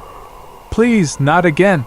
He screamed, with all his might, while covering his ears. The sound was still there. Martin knew he couldn't escape. He was trapped. Story number 24. The Visitor in the Dark. It was a moonless night, when Laura was alone in her house. The sound of the wind whipped against the windows, producing a strange noise that kept her alert. Why do I always hear these noises at night? She thought as she looked out the window. She got up from the chair and walked to the kitchen to make herself a glass of water. Maybe I'm imagining things, she said to herself, trying to calm herself down. She poured the water into a glass cup. The sound of the liquid filling the glass was the only thing that broke the silence. Suddenly, a louder noise startled her. A knock came from the front door. Laura stood, glass in hand, heart in her throat. What was that? She muttered to herself, her voice barely audible. The knock was repeated. Knock, knock, knock! Laura felt a chill run down her spine. Who could it be at this hour? She asked, her muscles tense. She approached the door, but did not open it. The darkness in the hallway made her hesitate. Sir, are you okay? She asked, her voice firm, trying to sound confident. The silence continued for a moment. Then, a soft, cold voice answered. Let me in. Laura felt the air escape from her lungs. What is happening? She asked, her heart about to jump out of her chest. Let me in, the voice repeated, this time closer, as if it were right behind the door. Laura took a step back. No, I can't do it, she whispered, tears in her eyes. The knock sounded again, louder, more aggressive. Open the door, Laura! The voice exclaimed, with a force that made her tremble. Laura couldn't move. Her mind was blocked. What should I do? She asked herself, her breathing ragged. Her hand shook as she tried to find her phone. But she couldn't find it. The sound of knocking continued. Please get out of here, she shouted, now with all the force she had. There was a moment of silence. Laura held her breath. She thought the sound had stopped. But then again. Knock, knock, knock! Laura felt something watching her. "Why won't you let me in, Laura?" the voice asked. It was softer now, almost a whisper, but it felt threatening. "I'm waiting for you." Laura couldn't contain her fear. She began to fear that she wouldn't be able to stay safe for long. "What do you want from me?" she asked, almost in a whisper, trying not to tremble. The answer came quickly. "Your trust." Laura froze. "What does that mean?" she asked, unable to stop the trembling from taking over her voice. "That you've been ignoring me," the voice said, its tone so low that it was impossible for her to ignore. Laura tried to think clearly. "Ignoring you?" she asked, confused. "You've ignored so many signs," the voice continued. Laura couldn't process what she heard. "Please leave me alone," she exclaimed, with a mixture of fear and fury. Suddenly, the noise stopped. The air in the room felt different, heavier. Laura tried to calm herself. "Did he leave?" she wondered, inching closer to the door. Her heart was still beating 1,000 miles an hour. She approached carefully. "Hello?" she whispered, afraid. Nothing. The silence was deep. Maybe it was just a hallucination. She tried to think, trying to give herself hope. But before she could go back to the living room, she heard another sound. A whisper, so low that she almost didn't hear it. "I'm here," the voice said. Laura couldn't stop the fear from returning. She ran into the living room, grabbed her phone, and quickly dialed the police number. With shaking hands, she waited for them to answer. "Please, I need help. There's someone at my door," she managed to say, barely out of breath. On the other end, a professional voice answered. "Please stay calm, sending patrol."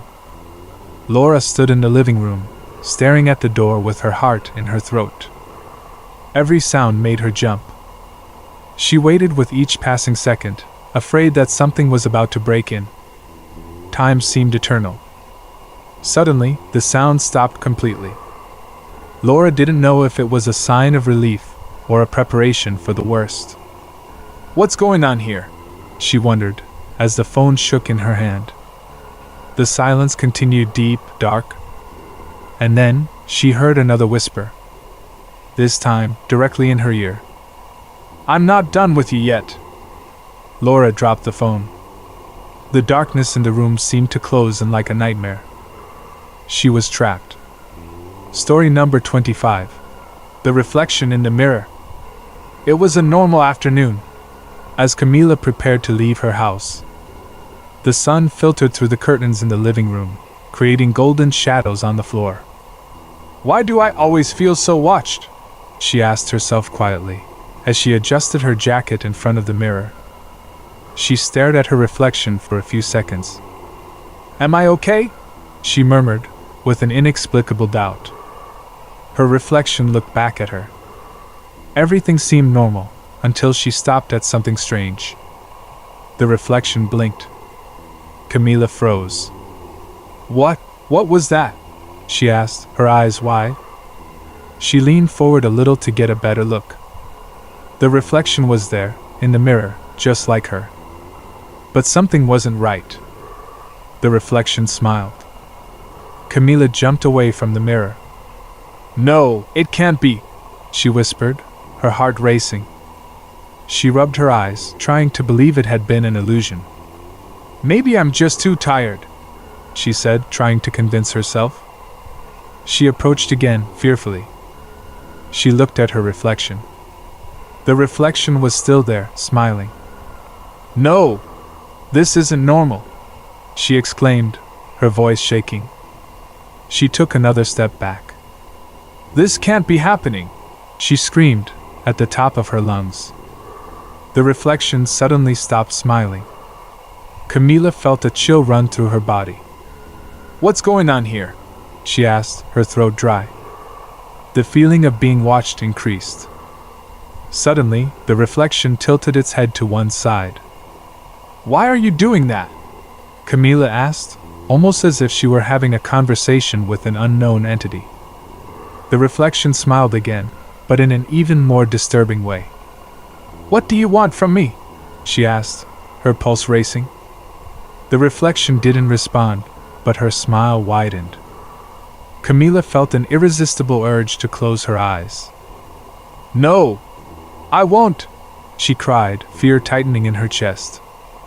She tried to move away from the mirror, but she felt something strange. Her hands were still stuck to her reflection. "It can't be!" she screamed, tears in her eyes. She tried to free her arm, but it was as if she were trapped. "Let me go!" she cried with all her might. Suddenly, the reflection imitated her. Camila tried to move back, but something prevented her from doing so. "Please, let me out of here!" she begged, with a mixture of desperation and fury. The reflection bowed its head once more, as if it were making a decision. "What are you doing to me?" it asked, its voice breaking. The reflection continued to smile, as if enjoying the power. "I'm calling you," it whispered, its voice soft and menacing. "What does that mean?" Camila asked, fear about to consume her. "It means you're not alone," the reflection replied, with a coldness that made her tremble from head to toe. Camila tried to close her eyes, but she couldn't. "No! This can't be happening, please!" she whispered, her heart about to jump out of her throat. Then, the reflection took a step forward. Camila felt an icy coldness in her chest. "What are you doing?" she asked, her throat tight. The reflection smiled again. "I'm crossing the threshold," it said, its tone so soft it made her entire body tremble. Camila tried to scream, but she couldn't. Her reflection continued to advance, each movement closer, more real, more disturbing. "No, please! Let me out!" she pleaded, tears streaming down her face. The reflection took another step, and the cold increased. Camila tried to close her eyes with all her might. But she couldn't. "Why are you doing this to me?" she asked, her voice breaking. "Because you're trapped," the reflection replied, with a now devilish smile. Camila felt an emptiness in her chest, as if she were losing control. The reflection came even closer. The feeling was indescribable. A weight in the air. "This is impossible! This isn't happening!" she muttered, with a last attempt to rationalize what was happening. Suddenly, she felt an impulse. A thump in her chest, like a heartbeat. And then, reality broke. She woke up suddenly in her bed. She was drenched in sweat. "What was that?" she muttered, looking around her room. Everything was calm.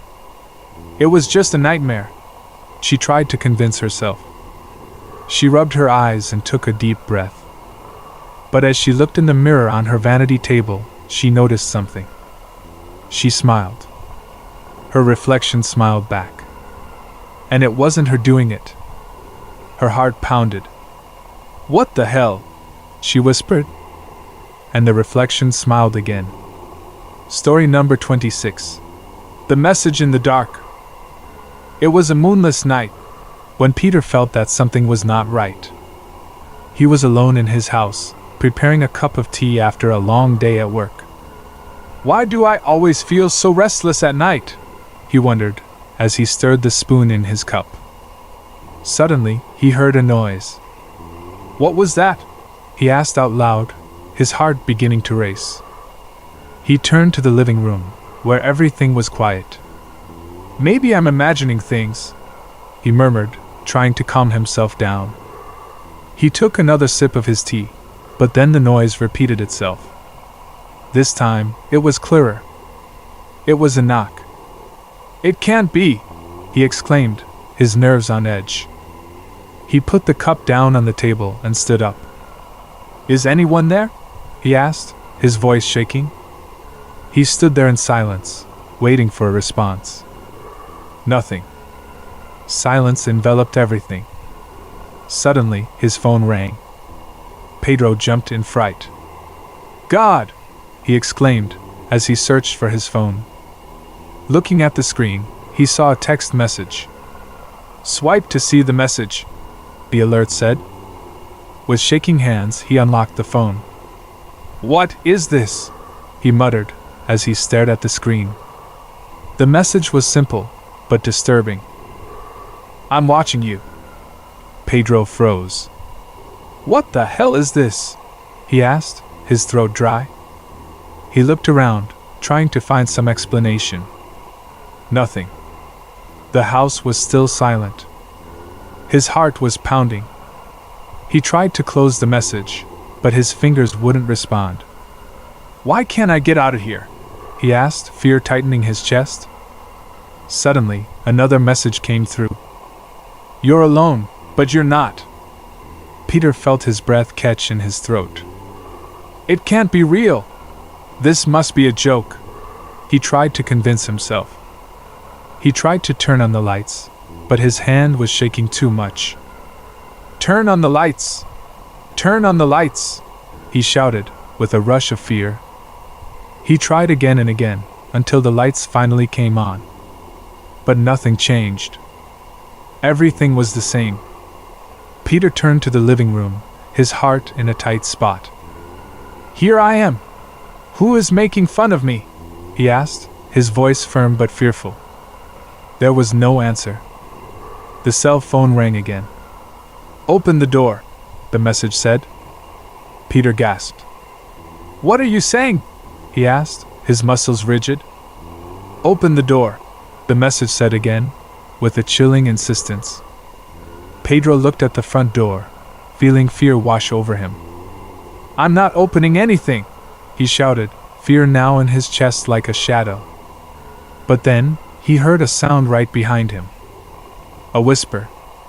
"Behind you," said a soft voice, but with an indescribable weight. Pedro turned around suddenly, his heart beating at full speed. There was no one. Nothing. Just his reflection in the hallway mirror. "What is this? Why do I feel this?" he asked, his voice breaking. The reflection looked back at him, with a crooked smile. Pedro felt a chill run through his entire body. "This can't be real," he muttered, with a mix of disbelief and panic. He looked at his phone again. Another message came in. "I warned you."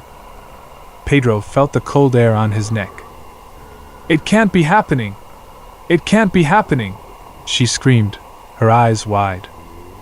Suddenly, the lights flickered. There was something in the air. A sound, like a whisper. "Open it!" Pedro tried to close the phone, but his hands didn't respond. His heart was beating faster. He turned to the door. He was sure. But he felt it move. "No, no, no!"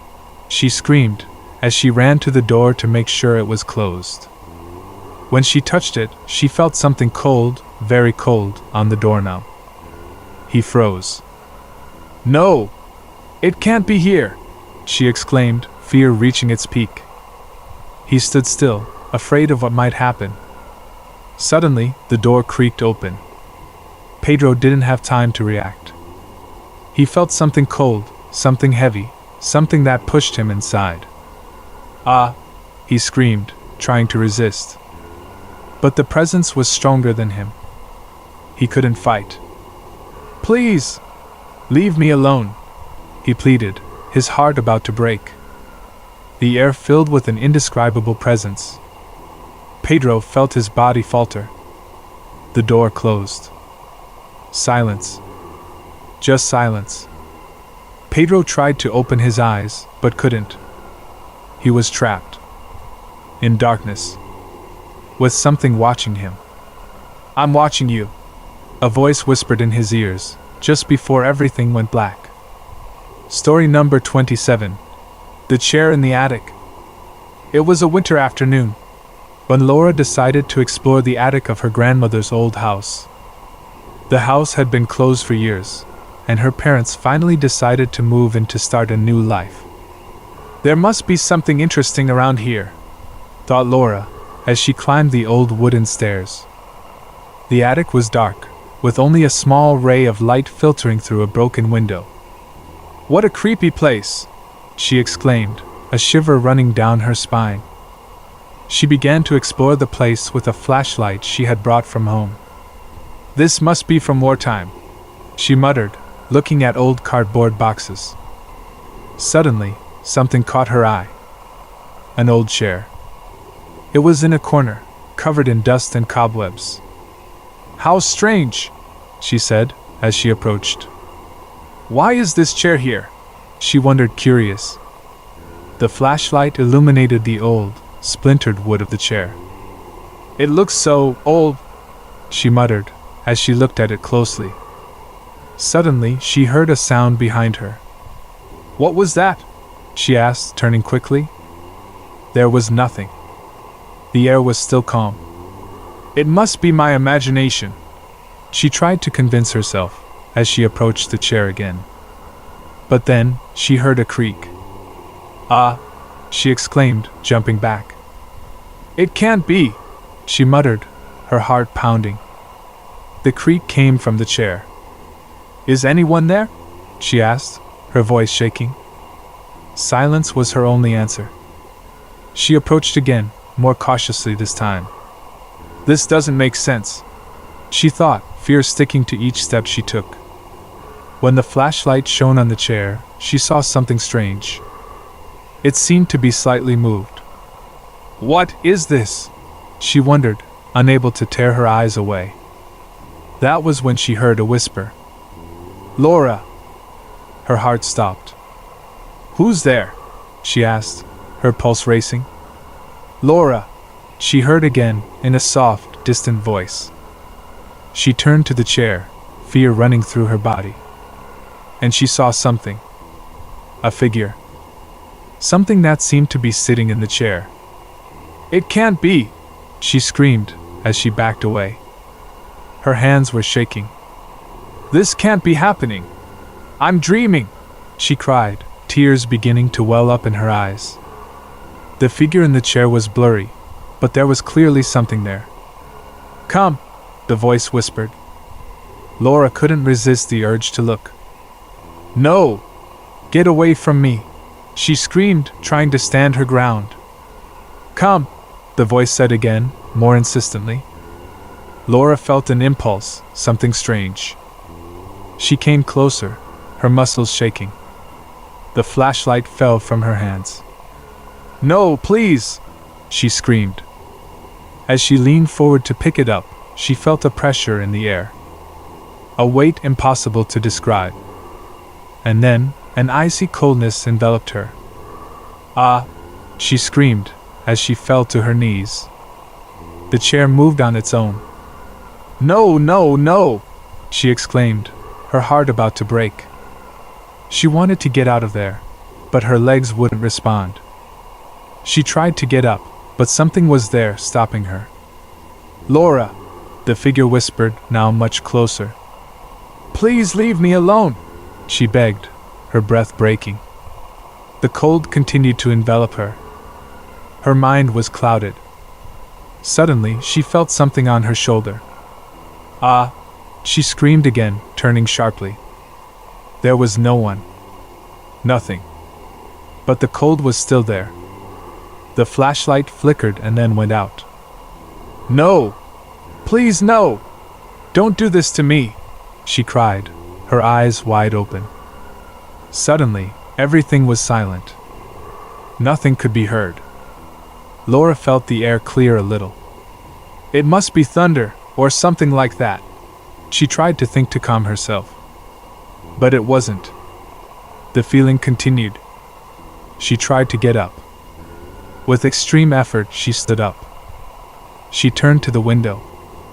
The wind made the branches of the trees move. "I'm out of here," she thought. She started running toward the exit of the attic. "This can't be happening," she exclaimed, her heart almost jumping out of her throat. She opened the door. She stepped out into the afternoon light. The sun was there, bright, warm, as if nothing had happened. But something was still on her mind. That whisper. That figure in the chair. Laura, kept ringing in her head. Was it a dream? A vision? Or had something really been there? Laura couldn't forget it. And maybe she never would. Story number 28. The mirror in the hallway. It was a moonless night when Andres woke up in the middle of the darkness. Sleep had suddenly abandoned him, and he was now wide awake. What time is it? He wondered, looking at his phone. 2:13 a.m. Great, he muttered, rubbing his eyes. He got out of bed, feeling a strange chill run down his spine. Must just be the wind, he thought, as he headed toward the kitchen. The hallway of the old house seemed longer in the darkness. Every step he took creaked under his feet, as if the floor was protesting. Why do these floors always sound so strange? He wondered, with a shiver. When he reached the kitchen, he looked for a glass of water. Ah, this will do me good, he exclaimed, as he poured himself the water. But something stopped him. A sensation in the air. A whisper. What was that? He asked, turning quickly towards the hallway. The air was still quiet, but something was there. A very faint sound, almost imperceptible. Hello? He asked with a trembling voice. Nothing.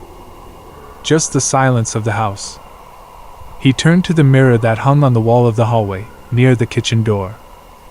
The reflection seemed strange to him. What's with that mirror? He asked himself, his eyes wide open. In the reflection, he didn't just see his image. There was something else. A shadow. It can't be, he exclaimed, feeling his heart jump in his chest. He moved a little closer to the mirror. The shadow in the reflection moved. Ah, he shouted, jumping back. It can't be, he repeated, now more scared. The shadow was of a dark figure, with an indistinct shape. Andres couldn't take his eyes off the reflection. What are you doing there? He asked, his voice breaking. But the figure didn't respond. It just stood there, still, watching him. This doesn't make sense, he screamed, trying to convince himself that he was just seeing things. He looked at the mirror again, with a mix of fear and despair. The figure was closer. No! Don't come closer! He exclaimed, his pulse racing. He tried to take a step back, but his legs didn't respond. Please leave me alone, he begged, his eyes full of terror. The reflection began to move faster. This isn't right. This can't be happening, he screamed, with all his might. The figure moved on the other side of the mirror, as if it were trying to get out. Andres tried to close his eyes. No, no, no, no, no, he cried, his breathing becoming more and more rapid. The reflection continued to advance. I'm dreaming. I must be dreaming, he cried, while rubbing his face with both hands. But it was not a dream. The mirror was cold. His reflection was real, and he felt it. Help! Someone has to help me, he cried, looking for some way out, but there was nothing but walls and the shadow in the reflection. Suddenly he heard a sound. A sound that came from behind him. What is that? He murmured, feeling a knot in his stomach. He turned his face back, but there was nothing. He looked at the mirror again, and the shadow was now closer to the surface. No, please, he cried, his throat almost broken from so much effort. The reflection expanded a little, and Andres felt a pressure in the air, as if something was trying to get out of that space. Don't come closer! Please! I beg you! He pleaded desperately. And that was when he heard another voice. A soft, almost whispering voice that seemed to come from inside his head. Come, the voice said. No! I told you not to! He exclaimed, now with tears starting to come out of his eyes. The reflection kept moving forward. And then, Andres felt a horrible coldness in his hand. It can't be, he screamed, trying to get rid of that feeling. The mirror shook a little, as if something was trying to break its surface. No! It can't get out of there! It can't get out of there! He screamed, with all his strength. With a last effort, he managed to take a step back. The reflection stopped. The air was calm again. The mirror stopped moving. Andrew stood there, shaking, his heart still on the verge of breaking. "What was that?" he muttered, his voice barely audible. He got no answer. Silence filled the hallway again. Andrew stood there for what seemed like an eternity. "Am I crazy?" he thought, unable to trust his own senses. "Or is this really happening?" he asked himself, with a mix of fear and confusion. Finally, he turned toward the door. He couldn't stay there all night. He walked out of the kitchen, his heart beating in his chest like a drum. And he promised himself that he would never look at that mirror again. Never again. Story number 29. The Abandoned Hotel. It was a dark, very dark night when Laura and Martin arrived at the old hotel. The map had led them there, a huge building with a ruined appearance that seemed to come out of a horror movie. "Are you sure this is the right place?" Laura asked, her voice trembling. Martin looked at the building. "Yes," he said doubtfully. "This is the hotel that appears in the coordinates. I'm sure." They looked at each other for a moment. Laura felt a chill run through her body. "I have a bad feeling," she whispered. Martin did not answer. He took out his car keys, and they both headed towards the entrance of the old building. The wind shook the branches of the nearby trees, and a strange sound crept through the shadows of the night. "Did you hear that?" Laura asked, with his eyes wide open. Martin stopped for a moment. "It must be the wind," he said, trying to sound confident. But it wasn't. Laura heard that noise again, a whisper. "It can't be the wind! There's something there!" she exclaimed. Martin looked at her, frowning. "Laura, don't start with stories. We're here to investigate," he replied firmly. "But I heard it. I swear," she insisted. She sighed. "Let's go inside," Martin said finally, to reassure her. They opened the wooden door, and a deafening creak echoed in the darkness. "Oh, please!" Laura exclaimed, taking a step back.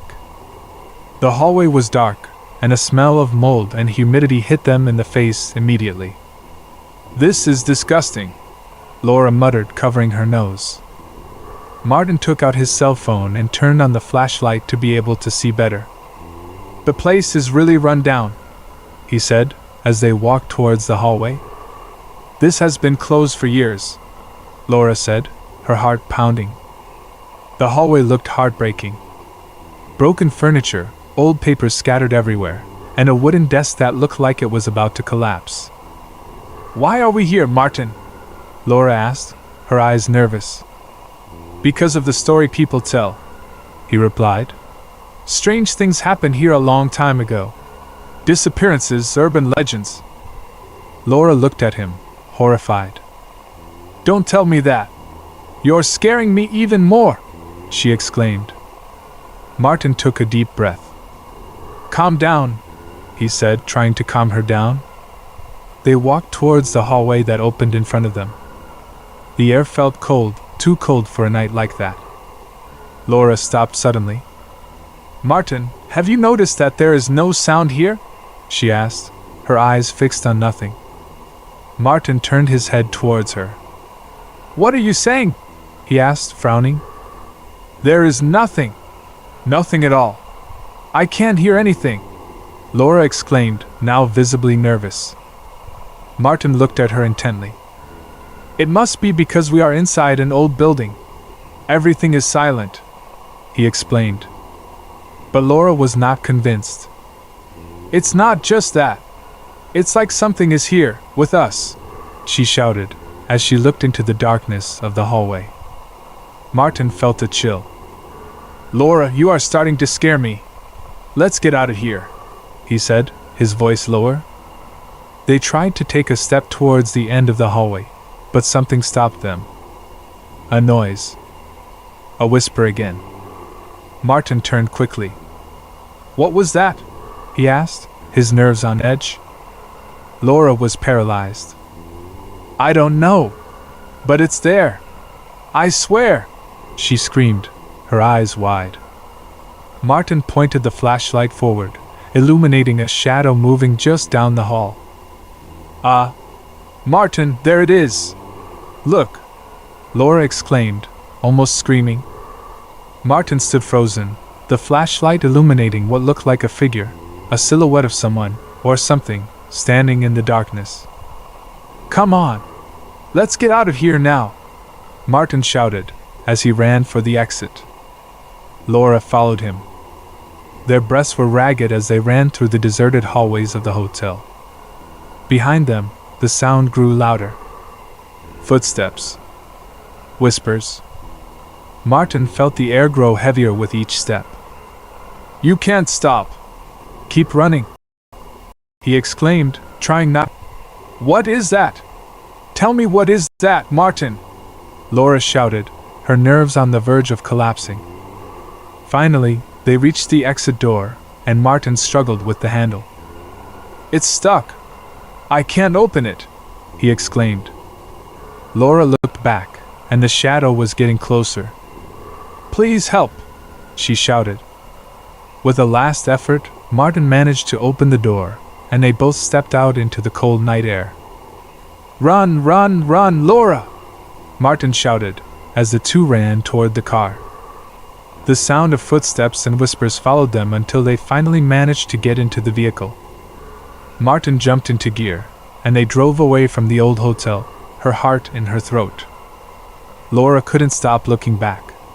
"What was that, Martin?" she asked, her eyes filled with fear.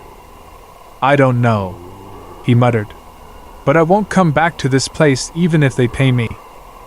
They both fell silent, the sound of the engine and their breathing the only noise in the darkness. The story of the abandoned hotel would haunt them forever. Story number 30. The House of the Mirror. It was an ordinary afternoon, like any other, when Isabel passed by the small path that led to the old house. She was on vacation in a small town that she had visited many times as a child. This place used to have many legends, she thought to herself as she observed the structure of the house from the outside. It was an old building, with stone walls, wooden windows that creaked in the wind, and a dark appearance that made it even more mysterious. "Why does it look so lonely?" Isabel murmured, as she approached. The house had an old mirror at the entrance, covered by a dusty cloth that hung in an eerie way. Isabel felt a strange sensation in her stomach. "Maybe it's just my imagination," she said to herself to try to calm herself. She approached the mirror and, without thinking, pulled the cloth. "Ah!" she exclaimed, jumping back. The reflection was not her own. It was another figure. A pale face, with dark eyes and long hair that seemed to float in the air. Isabel felt her blood freeze in her veins. What is this?" she asked, her voice shaking. The reflection looked at her, motionless, with an expressionless expression, as if it were waiting for something. "It can't be!" Isabel exclaimed, backing away even further. She leaned against one of the stone columns at the entrance, trying to catch her breath. "This can't be happening," she whispered, her eyes glued to the mirror. The reflection was still there, as if it were playing with her. Isabel tried to turn around to leave, but something inside her prevented her from moving. "No, no, no! This is a bad dream!" she screamed, trying to cheer herself up. Suddenly, a voice, soft and cold, echoed in her mind. "Come!" she whispered. Isabel turned to the mirror again, her heart pounding. "Who's there?" she asked in fear. The reflection began to move, and its eyes looked at her more intensely. Come with me," the voice repeated. Isabel felt a chill run through her body. No! I'm not going anywhere! She screamed, trying to keep control. But her feet began to move of their own volition. No! Stop! She cried, as she fought against an invisible force. The reflection smiled, a smile that didn't seem human, and the sensation intensified. Isabel couldn't stop. Please! Leave me alone! She begged, as she felt her steps take her towards the house. The door opened, with a long, eerie creak. Isabel felt her heart about to burst out of her chest. No! I don't want to go in! She screamed, but her words were lost in the cold evening air. She found herself inside the house, in a hallway that smelled of dust and old stories. The reflection in the mirror suddenly disappeared, and absolute silence took over the place. Isabel stood still, looking around. What's going on here? She whispered, fearful. Suddenly, she heard a sound. A whisper, a small creaking, right behind her. It can't be! Isabel exclaimed, turning quickly. There was nothing. But she felt a presence. Is there someone here? She asked, her voice barely audible. The air was cold, too cold, as if someone was watching her. She began to walk down the hallway of the house. This is crazy, she muttered, trying to stand firm. Every step she took, the creaking followed her. Hello? She asked again, her heart pounding. Suddenly, she heard a noise in a nearby room. What was that? She thought, her breath hitching. She approached cautiously, and saw the door ajar. Sir? Is anyone there? She asked nervously. Silence. Isabel pushed the door open with a shaking hand. As it opened, a frightening sight greeted her. An antique mirror hung on the wall, with a figure reflected in its surface. It was herself, but something was wrong. The figure in the mirror had the same dark eyes, the same haunting smile she had seen before. Isabel felt a scream escape her, but she couldn't utter it. Come! The voice whispered again, like a whisper on the wind. Isabel tried to run away, but she couldn't. Her legs were paralyzed. What do you want from me? She asked, desperate. Just join me, the reflection replied. With a last effort, Isabel tried to close her eyes and turn away from the mirror. The reflection smiled once more. We are waiting for you, she whispered, and the sound was lost in the darkness of the house. The air felt even colder. Isabel collapsed to her knees, afraid and breathless. She couldn't escape. The whisper continued to echo in her mind. We are waiting for you. And that was how Isabel was trapped, in a space where time and reality merged, without being able to escape. Story number 31, The Clown Hotel. Lucy Parker arrived at the Harlequin Hotel shortly after sunset. The place was located on the outskirts of a small town in North Carolina. From the first moment, the building struck her as odd. The walls were painted in bright, peeling colors, and huge portraits of clowns adorned the reception area. Is this normal? She thought as she picked up her room keys. The receptionist, a blank-faced man with white makeup on his face, merely murmured, Room 314. Don't miss the midnight show. It's mandatory for all guests. Lucy felt uncomfortable, but replied with a forced smile. Sure. Why not? The room was simple, with an old wooden bed and heavy fabric curtains. The only odd detail was a huge portrait of a clown that seemed to watch every corner. Lucy tried to ignore it, but as she unpacked, she felt the painting's eyes on her back. Finally, she decided to hang a towel over the portrait. Better this way, she muttered. As the clock struck 11:45 p.m., loud laughter echoed from the hallway. Lucy opened the door and saw several guests leaving their rooms. No one spoke, but they all seemed to be heading to the lobby. Feeling a mix of curiosity and fear, she decided to follow them. The lobby was decorated with strings of flickering lights and balloons. In the center, a long table was covered with dishes that looked strange. What is this? Chicken? Pork? She wondered as she looked at the trays of dark meats. The hotel's clowns, now more numerous, lined the stage. One of them, dressed in a gold suit, took a microphone and announced, "Welcome to the most special show of your lives. Tonight, we will witness an unforgettable spectacle." The audience applauded timidly, but Lucy noticed that many looked as uncomfortable as she did. Suddenly, the lights went out, and loud music started playing. When the lights came back on, clowns were standing among the guests. Each held a shiny knife in their hand. Lucy felt panic set in. "What the hell is going on?" she muttered as she slowly backed away toward the door. Before she could move any further, the clown in the gold suit shouted, "Dinner has begun!" Within seconds, the place erupted in screams. Clowns mercilessly attacked the guests, who desperately tried to flee. Lucy ran toward a side door, dodging the bodies falling around her. She came to a narrow hallway and found a staircase leading to the basement. "Maybe there's a way out here," she thought as she hurriedly descended. However, the basement was dark and filled with metal cages. Inside them, she saw remains of what looked like people. "Oh God!" she exclaimed, bringing her hands to her mouth. Suddenly, a soft but chilling voice whispered behind her, "Did you enjoy dinner?"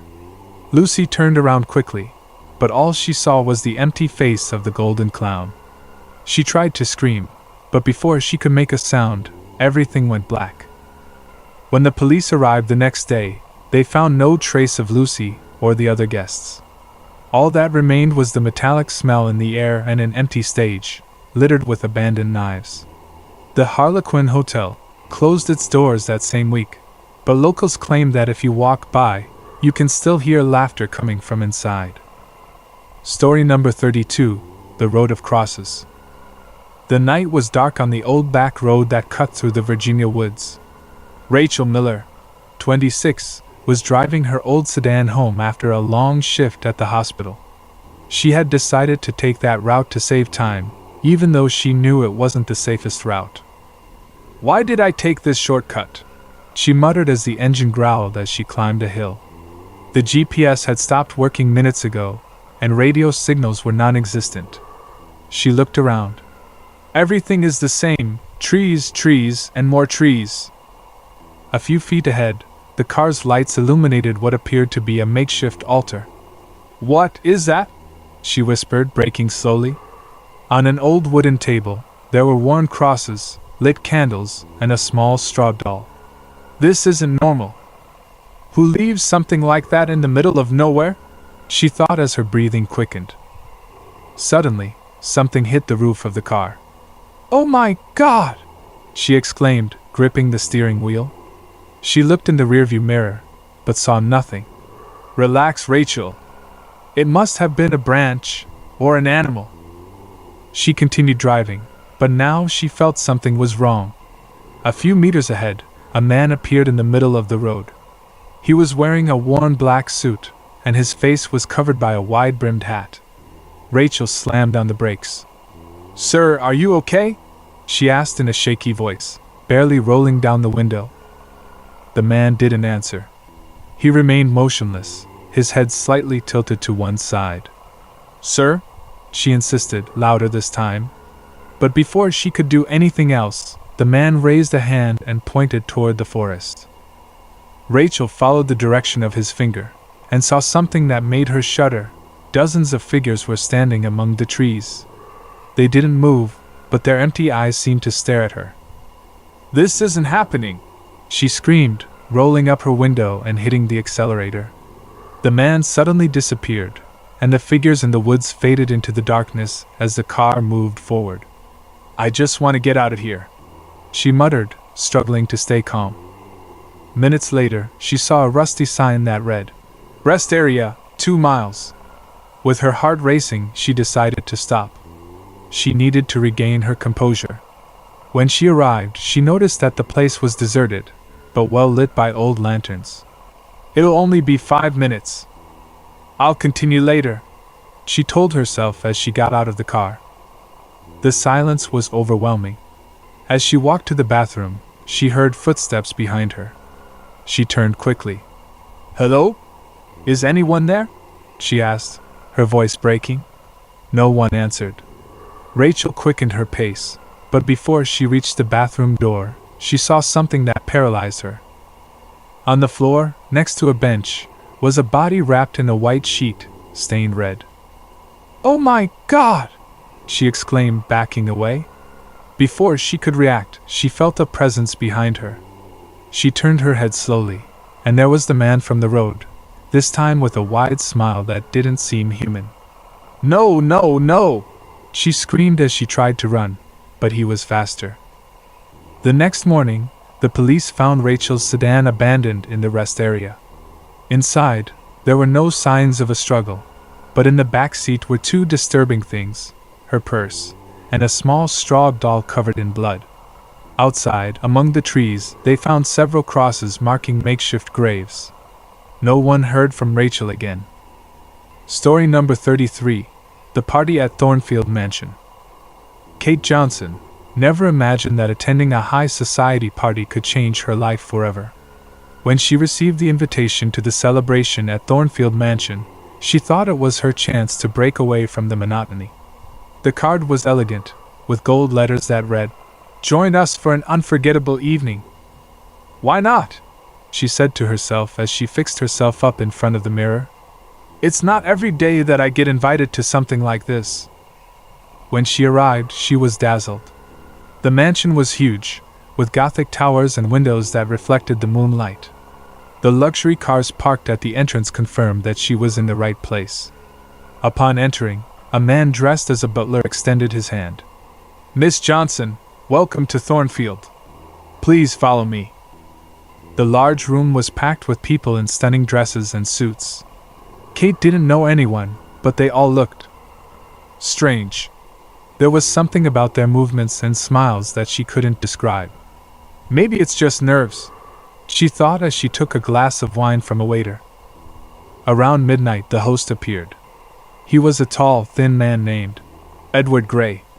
With a cold smile, he raised his glass and said, "Ladies and gentlemen, the real fun is about to begin." The lights dimmed, and the doors to the rooms slammed shut. Kate felt a chill. "Is this part of the show?" she asked quietly to a woman nearby. The woman didn't answer, only smiled eerily.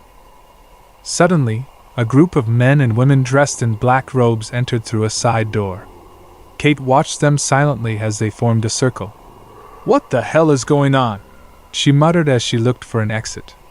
The doors were locked. The host spoke again. "Ladies and gentlemen, tonight we will offer you a unique show, but we need a volunteer." His eyes scanned the room until they stopped on Kate. "Miss Johnson, would you do us the honor?" "Me?" she replied, surprised. "No, I'm sorry, I don't think." Before she could finish, two men in robes grabbed her by the arms. "Let me go!" she screamed, but no one reacted. The other guests just watched her, motionless. They led her to the center of the circle, where there was a marble table decorated with strange symbols. Kate tried to fight, but the men were too strong. "Please, someone help me!" "What is all this?" she pleaded as tears ran down her face. Edward Gray approached slowly. "Don't be afraid, Kate. Tonight you will become part of something eternal." His voice was cold, as if there was no humanity left in him. Kate's screams echoed throughout the mansion, but no one came to her aid. The room was filled with chanting in an unknown language, and the atmosphere became heavy. The next morning, when police arrived at the scene after receiving an anonymous tip, they found the mansion empty. In the large room, only traces of blood remained on the floor, along with the glass Kate had dropped. In the back garden, they discovered a series of makeshift graves, but Kate's body was never found. The case of the party at Thornfield Mansion remains a mystery. Locals say that on full moon nights, distant echoes of laughter and screams can be heard coming from the abandoned house. Story number 34, Stonehill Road. Jason Carter had been on the road for hours. The dark asphalt seemed endless, and the only sound was the constant roar of his truck's engine. He glanced at the clock on the dashboard. 2 in the morning, he muttered. I should have been home hours ago. The GPS showed a route that went through a place called Stonehill Road. Jason had never heard of that road, but it was the quickest shortcut to his destination. Without thinking too much, he turned the wheel and took the detour. The road was lonely, lined with trees that stood like menacing giants. Strange, he thought. Not a single car in this direction. He turned on the radio to distract himself, but found only static. Great, he said out loud. I don't even have music now. As he drove on, he noticed something peculiar. On the side of the road, there was a car stopped with its lights on. He braked slowly and rolled down his window. Hello? Does anyone need help? He asked as he looked at the vehicle. No one answered. Jason turned off the engine and got out of the truck with a flashlight in hand. He walked to the car, feeling a slight chill run down his spine. Sir, are you okay? He insisted, but still got no response. He looked inside the car and noticed it was empty. On the driver's seat there were stains that looked like blood. This can't be real, he muttered. Just as he was about to return to his truck, he heard a noise behind him. He turned quickly. Hello? Who's there? On the other side of the road, a man appeared between the trees. He was tall, wearing dirty clothes and carrying a worn backpack. Do you need help? Jason asked, keeping some distance. The man didn't respond immediately. He just stared at him with a blank expression, his eyes lifeless. Finally, he spoke. You shouldn't have stopped here. His voice was low and dry, as if he could barely get the words out. Jason sensed something wasn't right. Excuse me? Are you hurt? What's going on here? He asked, slowly backing up to his truck. The man took a step forward, then another. Jason noticed something dripping from his hands, a dark liquid that seemed to be coming from an object he was carrying. You shouldn't have stopped here, the man repeated. Without a second thought, Jason ran to his truck and locked himself inside. He started the engine, but before he accelerated, he glanced in the rearview mirror. There were more figures emerging from the woods. They were all moving slowly toward him, and they all carried something in their hands. This can't be happening, he shouted as he stepped on the gas. The truck roared past the figures, but Jason couldn't shake the feeling that something was following him. Miles ahead, he breathed a sigh of relief. I did it, he said quietly. However, when he checked the rearview mirror, he saw something that made him stop dead in his tracks. In the back seat, there was a figure. It was the man from the woods. The next morning, a group of truckers found Jason's truck on the side of Stonehill Road. The door was open, and the keys were still in the ignition. There was no sign of Jason, but in the back seat, they found dark smudges and a single word written with trembling fingers on the fogged-up windshield. Stonehill. Story number 35, The Banquet at Holloway Mansion. The invitation arrived on a Friday afternoon. It was an elegant black card, with gold lettering that read, The Holloway family invites you to an exclusive dinner at our mansion. Formal attire required. Emily Harper read the invitation several times, feeling intrigued. I don't remember meeting anyone from the Holloway family, she thought out loud as she left the card on the table. Curiosity, however, got the better of her. Maybe it's a chance to get out of the routine, she thought to herself as she searched her closet for something suitable. The night of the event, Emily arrived at the mansion. It was an old building, with high stone walls and windows that seemed to look straight into her soul. The butler, a thin man with calculated movements, greeted her at the door. Welcome, Miss Harper. Please accompany me, he said, extending a hand towards the interior. The main room was lit by a huge chandelier, its crystals casting shadows on the walls. What an impressive place, Emily commented, more to herself than to anyone in particular. The other guests seemed equally fascinated. Some were chatting in small groups, while others simply observed the space with serious expressions. A bell rang in the air, and everyone headed to the dining room. The table was impeccably decorated, with china plates, silver cutlery, and crystal glasses that reflected the candlelight. "This looks like something out of a movie," Emily thought, as she took a seat. The host, a tall man named Richard Holloway, stood at the other end of the table. His smile was wide, but his eyes lacked emotion. "Thank you for coming tonight," he said in a slow voice. "We are here to share something unique." When the first course arrived, Emily noticed something strange. The meat was an unusual color, and its aroma was strong, almost metallic. She looked around, but the others ate as normal. "Is this a special recipe?" she thought, as she cut off a small piece. As she tasted it, she tasted an unpleasant, almost repulsive taste. Suddenly, a woman across the table dropped her glass. "This is not right!" she screamed as she stood up. The others fell silent, watching her without moving. Before she could run away, 2 men dressed in black held her down. "Please stay where you are," Richard said in a tone that brooked no objection. Emily felt her heart pounding. "What is going on here?" she murmured, as she tried to remain calm. Richard spoke again. "The banquet is not just a dinner. It is an experience. And you are part of it." At that moment, the doors to the dining room slammed shut. The guests began to rise, but the men in black were already there, blocking any attempt at escape. One by one, people were removed from the table, while the others watched, paralyzed by fear. When it was Emily's turn, all she could hear was Richard's voice, calm and cold.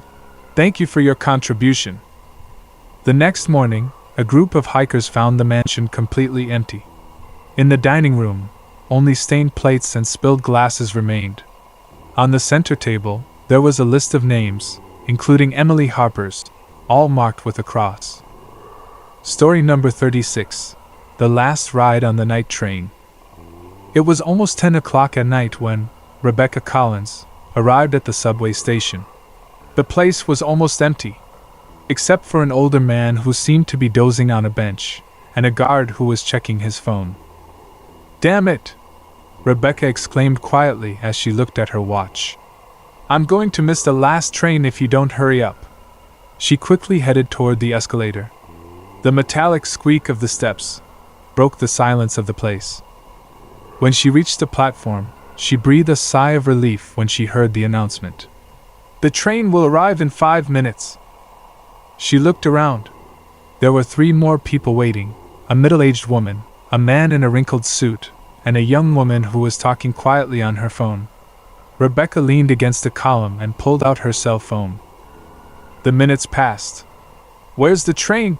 she muttered, as she checked the time again. Then, the lights in the tunnel began to flicker.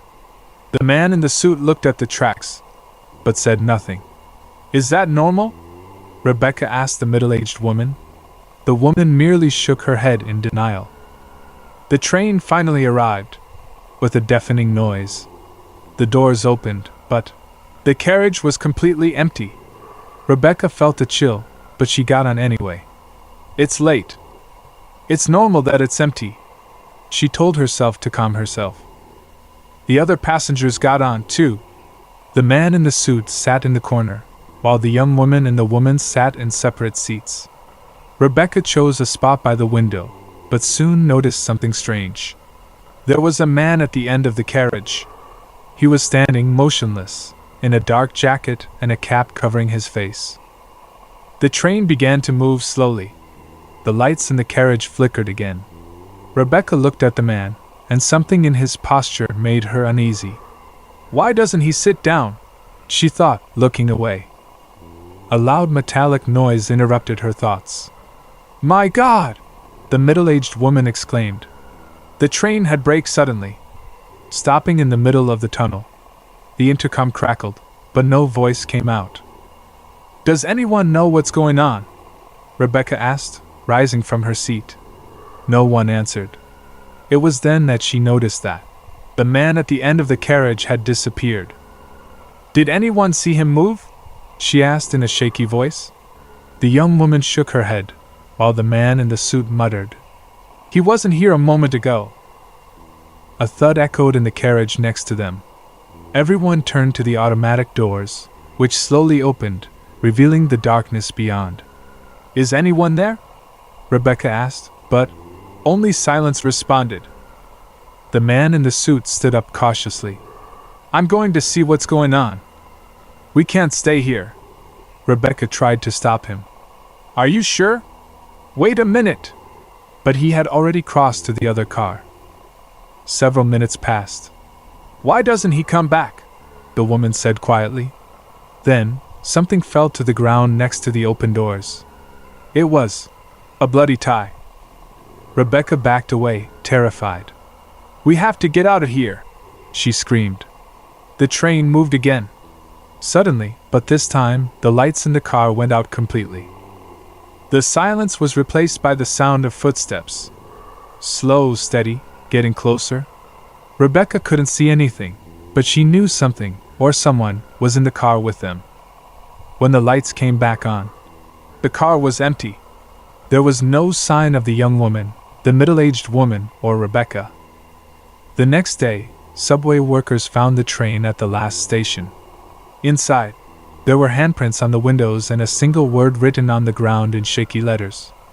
Help. Story number 37, The House of the Withered Lilies. It was a summer afternoon when Emily Harris decided to visit the old house on the outskirts of the village. She had heard rumors that no one had lived there for years, but that the garden was still blooming, as if someone was taking care of it. Upon arrival, Emily stopped in front of the iron gate. Should I go in?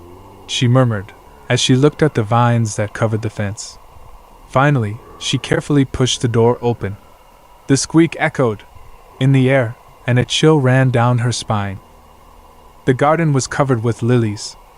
It's beautiful. But why are they so withered? She wondered aloud. The wind blew, causing the dead petals to move slightly. Upon reaching the entrance of the house, Emily knocked on the door. Hello? Is anyone here? She said, raising her voice. There was no answer, but the door, as if inviting her in, slowly opened. She entered cautiously. The interior was filled with furniture covered by white sheets. It was like someone ran out and never came back, she thought. The air smelled damp, and the floor creaked beneath her feet. Suddenly, a noise upstairs made her stop. Is anyone there? She asked in a shaky voice. Silence returned, but Emily couldn't ignore the feeling that something was watching her. She walked up the stairs. Each step echoed eerily. When she reached the second floor, she saw a door ajar. Hello? If someone is here, I'm going to call the police, she warned. Pushing open the door, she found an empty room. There was only a mirror in the center, covered with a sheet.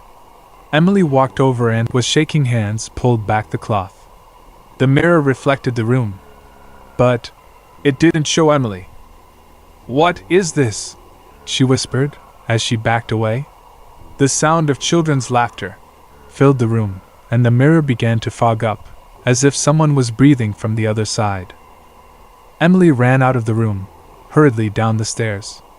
But as she reached the hall, the front door was locked. This can't be happening, she exclaimed, knocking hard on the wood. Suddenly, the garden outside began to light up. Emily looked out the window and saw figures. They were children, standing among the wilted lilies. Their faces were pale, and their eyes were empty. Let me out, she shouted, knocking again on the door. But a voice behind her made her freeze. Are you here to take care of us? A childish voice said. Emily turned slowly and saw a little girl. She was wearing a white dress, and she held a dried lily in her hands. I don't want to do this, Emily exclaimed. But the little girl didn't respond. Instead, she lifted the lily, and the lights in the house began to flicker. The next day, police found Emily's body in the garden. She was surrounded by fresh lilies, and a haunting smile marked her face.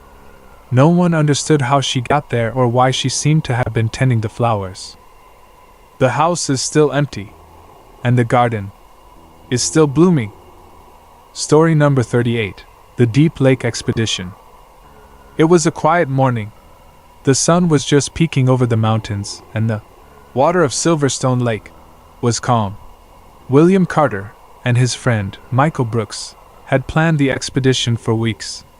They had their fishing rods, a small cooler of supplies, and a flashlight, just in case the day went on longer. "Are you sure this is the best place?" Michael asked, as they climbed into the boat. William laughed out loud. "Of course, buddy. The fish here are huge. Just wait and see." They sailed into the middle of the lake. Everything was so quiet that only the sound of the moving water broke the stillness. "This place has always given me the creeps," Michael muttered. William looked at him, and with a smile said, "Don't be a coward. Nothing weird happens here." They threw their rods into the water. Time was ticking by, but the fish weren't biting. "What time is it?" Michael asked. William checked his watch. "It's 3 in the afternoon. Maybe we should move further north." They paddled for a few minutes, until they reached a part of the lake where the surface was strangely dark. It seemed like the water didn't reflect the sky. "Do you notice that?" Michael said, pointing toward the water. William frowned. "It's just shadow of the mountains, isn't it?" But Michael shook his head. "No. It's something else. Something's moving down there." Suddenly, William's fishing rod bent sharply. "I got it! It's huge!" he shouted, struggling to keep his balance. But as he began to reel in the line snapped. "That wasn't a normal fish!" Michael exclaimed. William looked at the water nervously. "Maybe it was a log, or something like that." A few seconds later, the boat started to rock. "What the hell was that?" Michael asked, holding on to the edge. William looked at him, this time without joking. "I think we should go." As they tried to row back, a loud thud shook the boat. "Something is under us!" Michael shouted. William began to row desperately. Suddenly, the boat stopped. The water around it was completely still. Why aren't we moving?" Michael asked, his voice shaking. The sound of a huge splash broke the silence. They both looked into the water and saw a huge shadow moving in circles beneath them. "It can't be a fish!" Michael shouted. The boat began to slowly sink. The cold water reached their feet. "William, let's jump in and swim to shore," Michael said. William nodded. But when they jumped into the water, a pair of hands emerged from the depths. Bony hands, which grabbed Michael's feet, dragging him down. "Michael, no!" William screamed, trying to hold him. But the force was too great. William swam desperately to the shore. He never looked back. His friend's cry echoed throughout the lake before silence returned. The next day, locals found the boat floating adrift. Inside there were wet footprints, as if someone had climbed out of the water and walked into nowhere. Michael never appeared, and in the depths of the lake, fishermen claim that, as evening falls, voices calling can be heard from the water. Story number 39. The Mystery of the Cornfield. The air was thick. The autumn breeze gently stirred the dry corn stalks. Jessica Miller, a 27-year-old girl, stood at the edge of the field. "Are you sure this is the place?" asked her brother, Ethan, as he looked out at the endless horizon of golden plants. Jessica nodded slowly. "Yes, Ethan. The map we found in the old house indicated this exact spot." It was a quiet afternoon, but there was something strange about the atmosphere. Ethan looked at his sister and asked, "Do you think we'll really find anything? Or are we just chasing ghosts?" Jessica sighed. "I don't know. But I need to know what happened to them. Ethan looked at her seriously. Them? You mean Mom and Dad? Jessica nodded. They disappeared near this field 20 years ago. Their bodies were never found. They both entered the corn maze. The stalks stood tall, creating eerie shadows on the ground. Did you hear that? Ethan suddenly asked. Jessica stopped. Hear what? A rustling sound. Something moving through the plants. Must be the wind, she said, trying to sound convincing. They moved down the narrow path. The corn seemed to close in around them. I don't like this at all, Ethan muttered. We should have brought someone else. Jessica turned around. There's no time for fear, Ethan. If there's something here, we'll find it. Suddenly, a figure appeared at the end of the path. It was tall, thin, and seemed not to move. Who's there? Ethan called out, his voice shaking. The figure didn't respond. Jessica stepped forward. I'm talking to you. Who are you? The figure faded away, like it was never there. This isn't right, Ethan said, taking a step back. Jessica, we have to go. Now. Jessica ignored him and continued walking. Something is guiding us. I'm sure of it. The wind intensified. The corn stalks began to move violently. Jessica, stop! Ethan shouted. But then they saw it. A small cabin in the middle of the field. The wood was rotten. The windows were boarded up. Do you think anyone lives here? Ethan asked, approaching cautiously. Jessica pushed the door open. It was dark inside. The smell of mold and burned wood filled the air. This looks abandoned, Ethan muttered. Suddenly, a loud noise startled them. It was back there, Jessica exclaimed, pointing to a door at the end of the room. Ethan shook his head. I'm not opening that. Jessica stared at him. We didn't come all this way to back out. He opened the door, and what they saw left them speechless. There was a pit in the floor, and inside, 2 skeletons. Jessica put her hands to her mouth. Is that them? Ethan knelt down to look closer. There's no doubt. It's Mom and Dad. Before they could react, the front door slammed shut. Ethan, something's here, Jessica shouted. A cold whisper filled the room. You shouldn't have come. The lights flickered. The tall shadow appeared behind them. Ethan and Jessica tried to run, but they never made it to the door. Days later, locals found the cabin empty, and in the field, they discovered 4 bodies buried together. Story number 40. The Abandoned Shelter. It was a cloudy day. Dry leaves crunched under the feet of Mark Harris and Laura Adams. They walked silently up the steep path that led to the abandoned shelter at the top of the hill. Are you sure we should do this? Mark asked, adjusting the flashlight on his backpack.